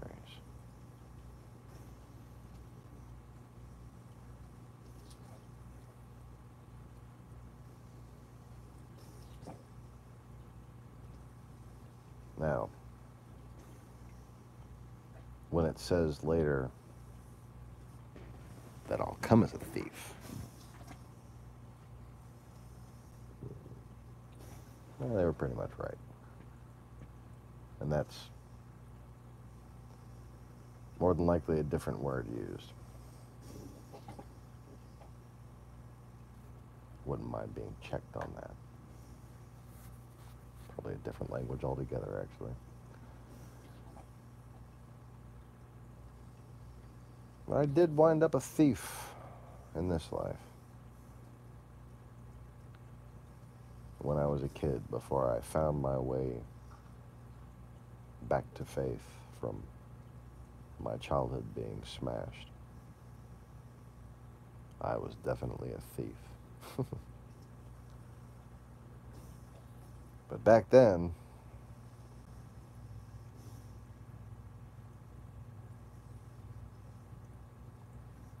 let's just say if I was crucified that day, then that would have been 3 mercenaries.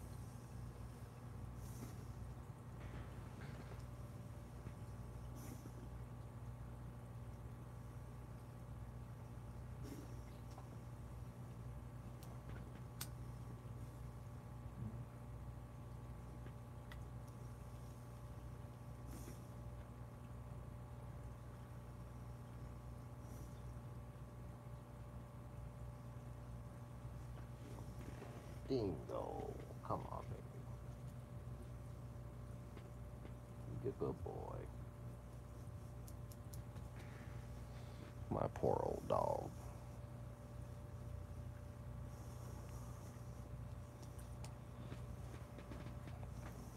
Dingo, if I could afford to take care of myself, I'd take better care of you.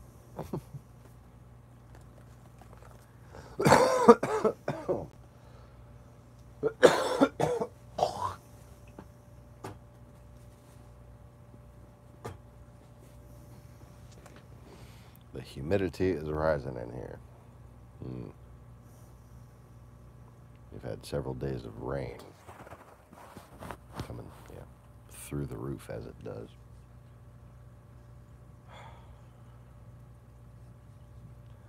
I don't know if I have a new illness or I'm just relapsing on my last little cold that I had. But it is not pleasant. It won't quite be sick. It's just kind of But yeah, that's enough for me. Well, let me go. Turn some ventilation on. Dingo, would you please stop?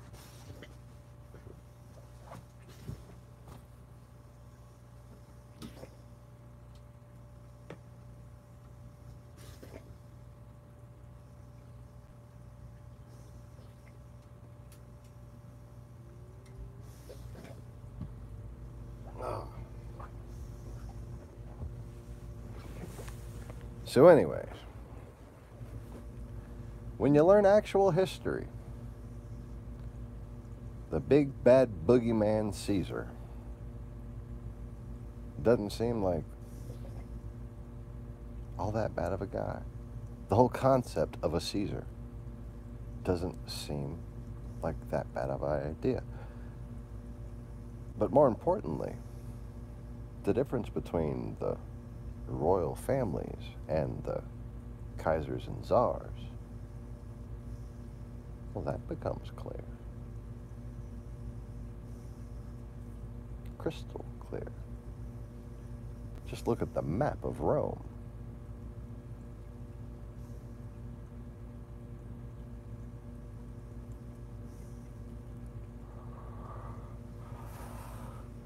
Look at how it had to reclaim what once was Europe, slowly, over the next 1,000 years, only to have it pushed back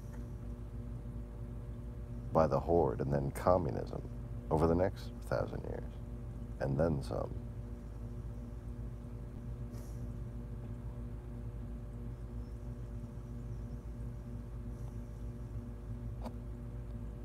It isn't even all that complicated, really. It's almost like history was preordained by someone who wanted you to be able to understand it when he came and said, "Hello, McFly."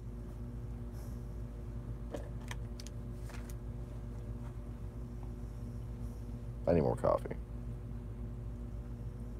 I'm getting grumpy because my dog's making noise. Excuse.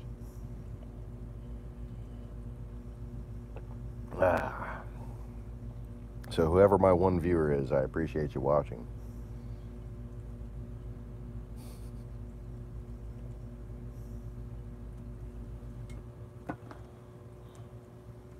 It has been suspiciously vacant recently. Although completely expected.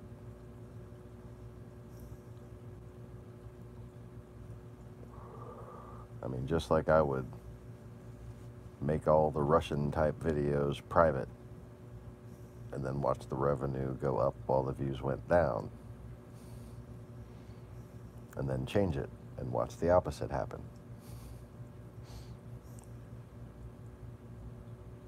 When I title a video Infection with a K, the same as the new New York Times piece, which is very good at detailing, you know, some of the stuff that I've been warning about for 4 or 5 years now.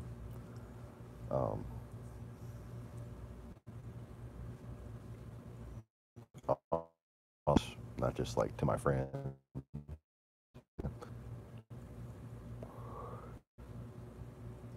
It's on the New York Times YouTube channel. I highly recommend it. I need to add it to the Need to Know Information About Reality playlist I have on here. Or I used to have on here. I need to change this channel around because I don't even know what I'm doing with it anymore. But anyways, Infection with a K. INFEKTION.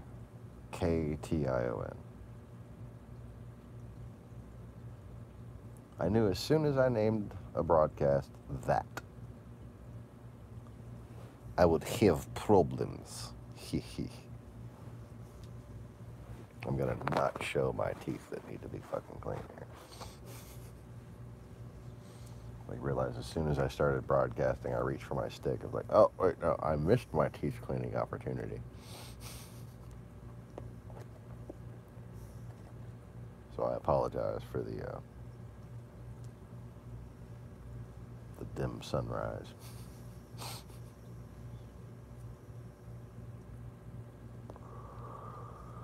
Anyways.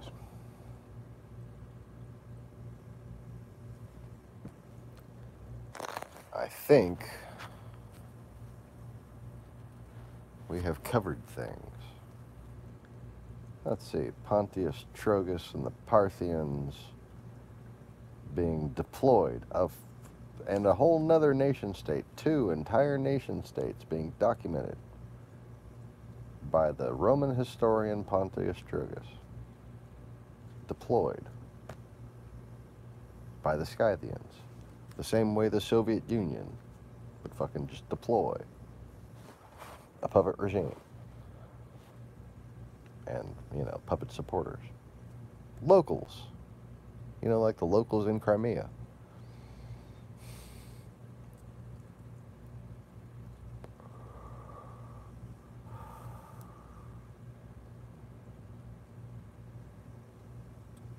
Marco Polo told us the Horde was all a bunch of nice people because Kublai Khan said so, and they had tea, so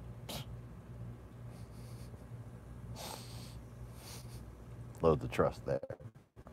Of historic, learned later and should have fucking connected the dots that a Khan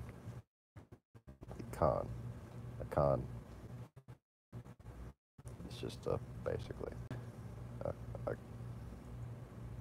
Kagan is a great Khan. So he would be Kublai Khan.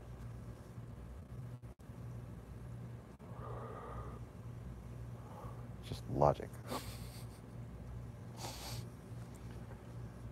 But the fact of the matter is, this largely represents a misunderstanding of Horde culture in general, because it tells of a place with like a king-like figure that stayed in that place. It was a city with a name. What was it? Do I have the name of the city? Not Subade. No. No, I don't have the name of the city. But they had like a capital city, supposedly. And that's hilarious. That's speaking to people without ears to hear. Okay, that's reading without understanding. That's just information for the useful idiots. Nothing more. Because a basic understanding of Horde culture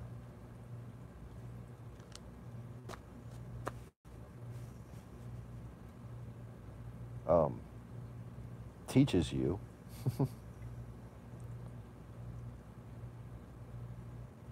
that the more successful you are in Horde society, the less you stay put.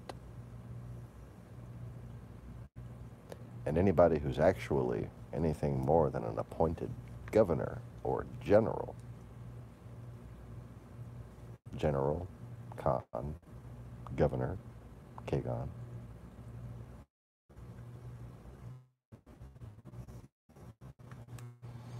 city, they're gonna have an entourage, they're gonna have a caravan, they might even have a fucking airship.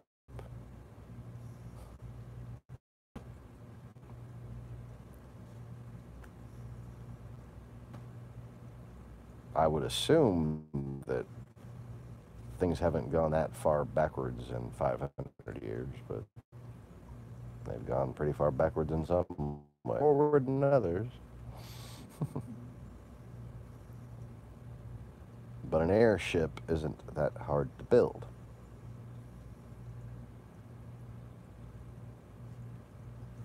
Especially not nowadays. Land ship isn't hard to build. A network of underground tunnels isn't a new thing and isn't hard to build.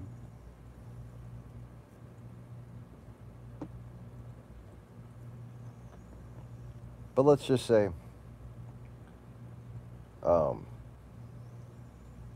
you should know that the lust for multiple homes here and there comes from Westerners basically idolizing Easterners. What was it called? Opulence.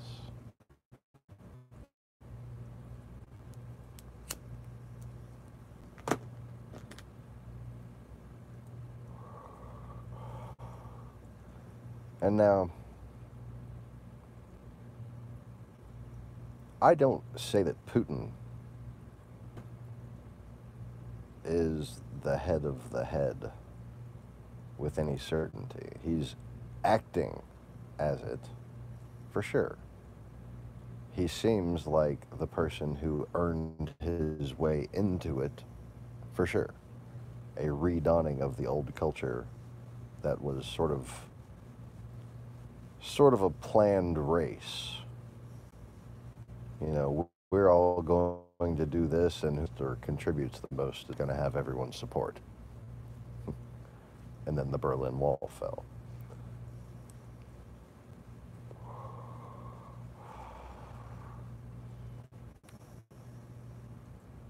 But you don't see Putin stay put much. You know, if you're in Russia right now, where's Putin now? Do you know? Probably not.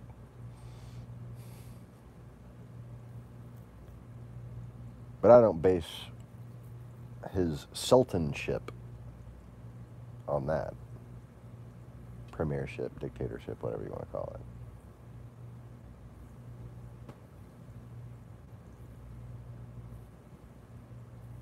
I base it on the fact that he subdued Nur Sultan.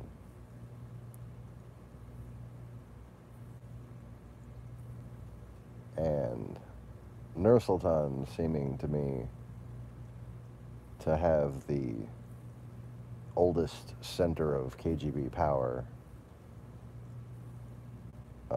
sort of at his command. You know, you look at the old photos, there he is. And he's been in power for 30 years. After having kind of went to war with Putin too.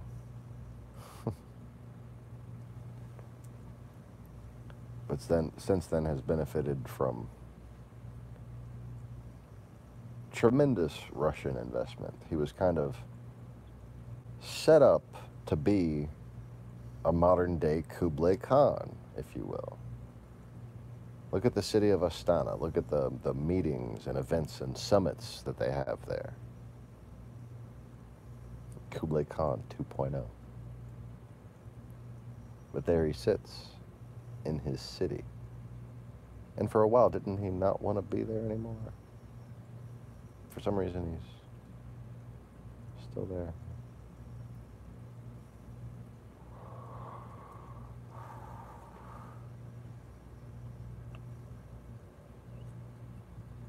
He's like, I don't think I'm going to run again. I don't think I'm going to run again. I don't think I'm going to run again.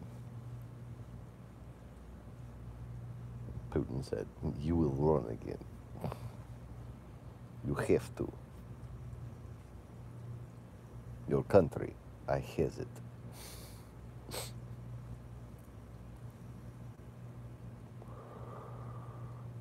Oh, wait.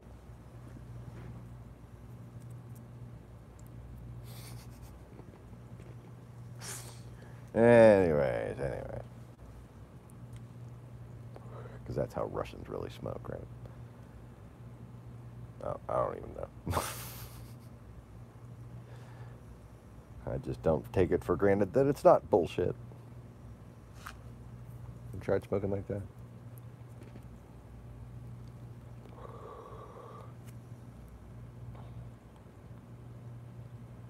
Little punk skinheads in Houston would smoke like this because they thought Russians smoked like that.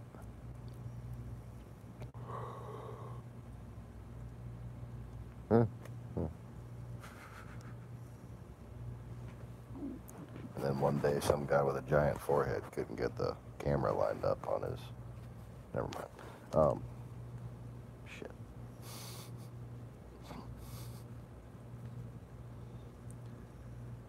Anyways.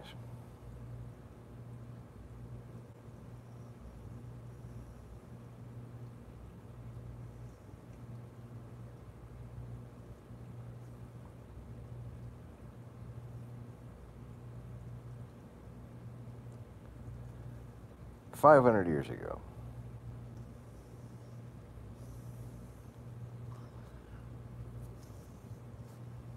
people don't think the horde in general, at all, still existed. Yet, before Moscow's expansion, as, let's just say, anomalous as that was. Unlikely. Unlikely. That's a better word for it. Before Moscow's expansion, you had the initial Kievan Rus Tsarist state that what is now Russia claims to come from. They come from Moscow. This other area, actually, is where the power base of Moscow really comes from. And 500 years ago, that area was called the Golden Horde, or the Chipak Khaganate.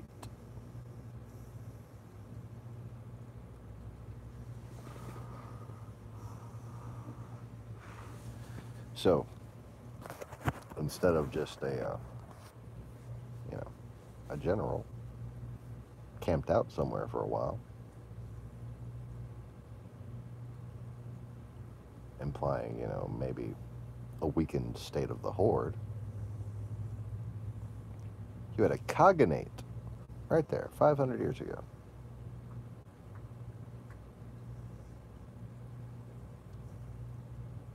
All the way into exactly where Russia has now invaded in Ukraine. And I think up to where they want to invade in Moldova.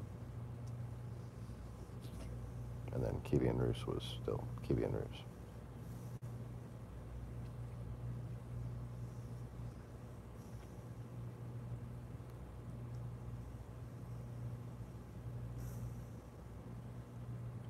Dingo, come on, man. Alright, last cigarette and I'm calling it a broadcast. One more sip of coffee.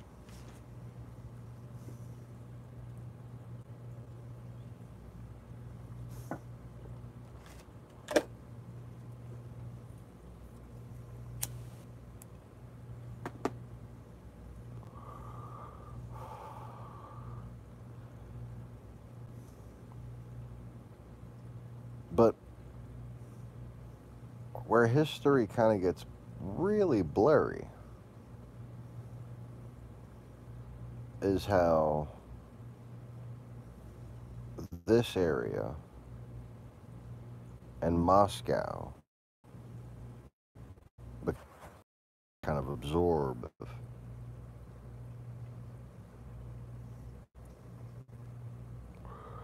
and then that just happens to expand all the way to the rest of the Horde territories. All of them. And what they didn't, they conquered. Manchuria. Communist China. The Maoist Revolution. Just like the Iranian Revolution was a Horde active measures campaign. It was a migration. It was a deployment. It was Parthia from Scythia.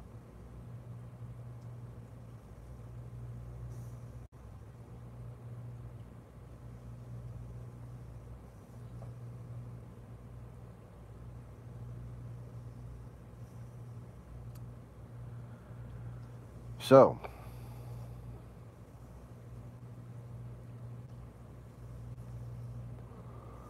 what does that mean?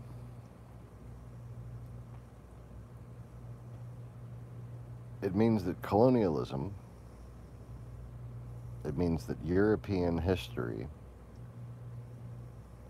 it means that America's founding all had honor.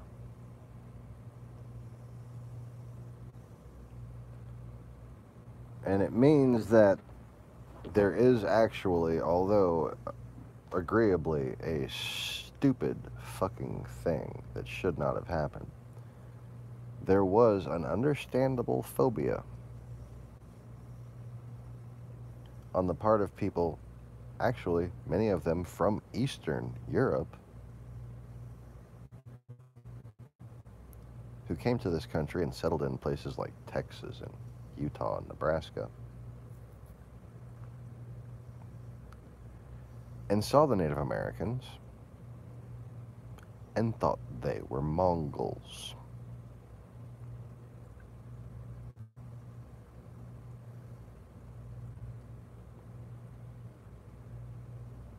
They didn't know where they came from. They didn't know how long they'd been here. They didn't know their monotheistic, in most cases, beliefs. They didn't know how beautiful their culture was. They didn't know how innately peaceful they were. They didn't know what they believed about the land. They just know these people look like fucking Mongolians. Mongolians kill us. We need to kill them before they kill us. That's all they fucking knew. From ignorance is born tragedy. Tragedy.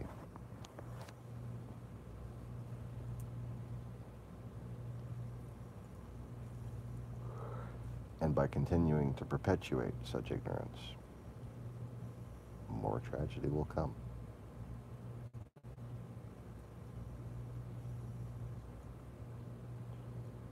When it came to colonialism,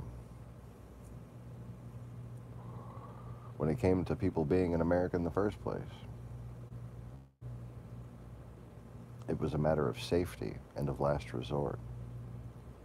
Countries around the world wanted ties with the Europeans so they would have somebody to trade with that wasn't the Horde, because the Horde had taken over so much at that point. And the Horde includes not just Khaganates and Khanates, but also caliphates.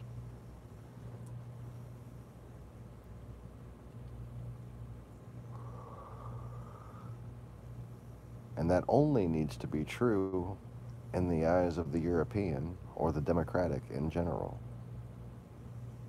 That's it. The implications are the same, notwithstanding.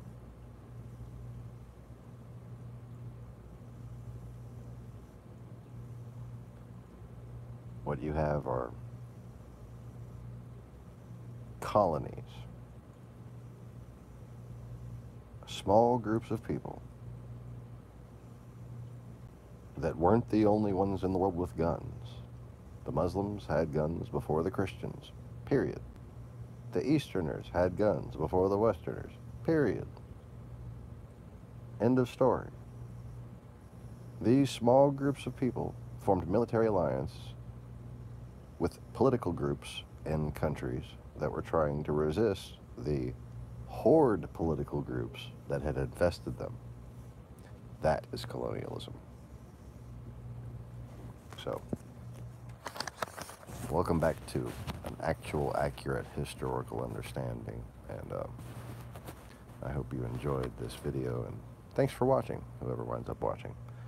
Please click the like button, and to those who have been known to bless us with support during the little end of the month squeeze, I have been notified by my wife to notify you that the end of the month squeeze is definitely upon us.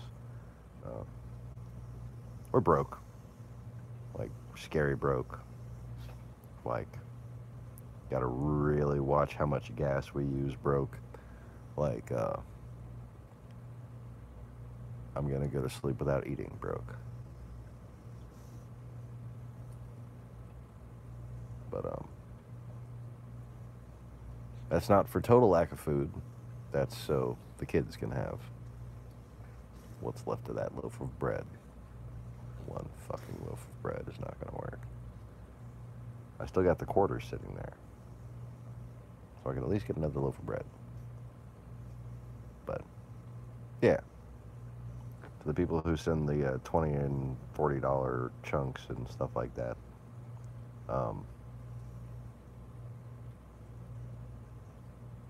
you want to get chunky so we can get funky, or something? I don't know. But bye now.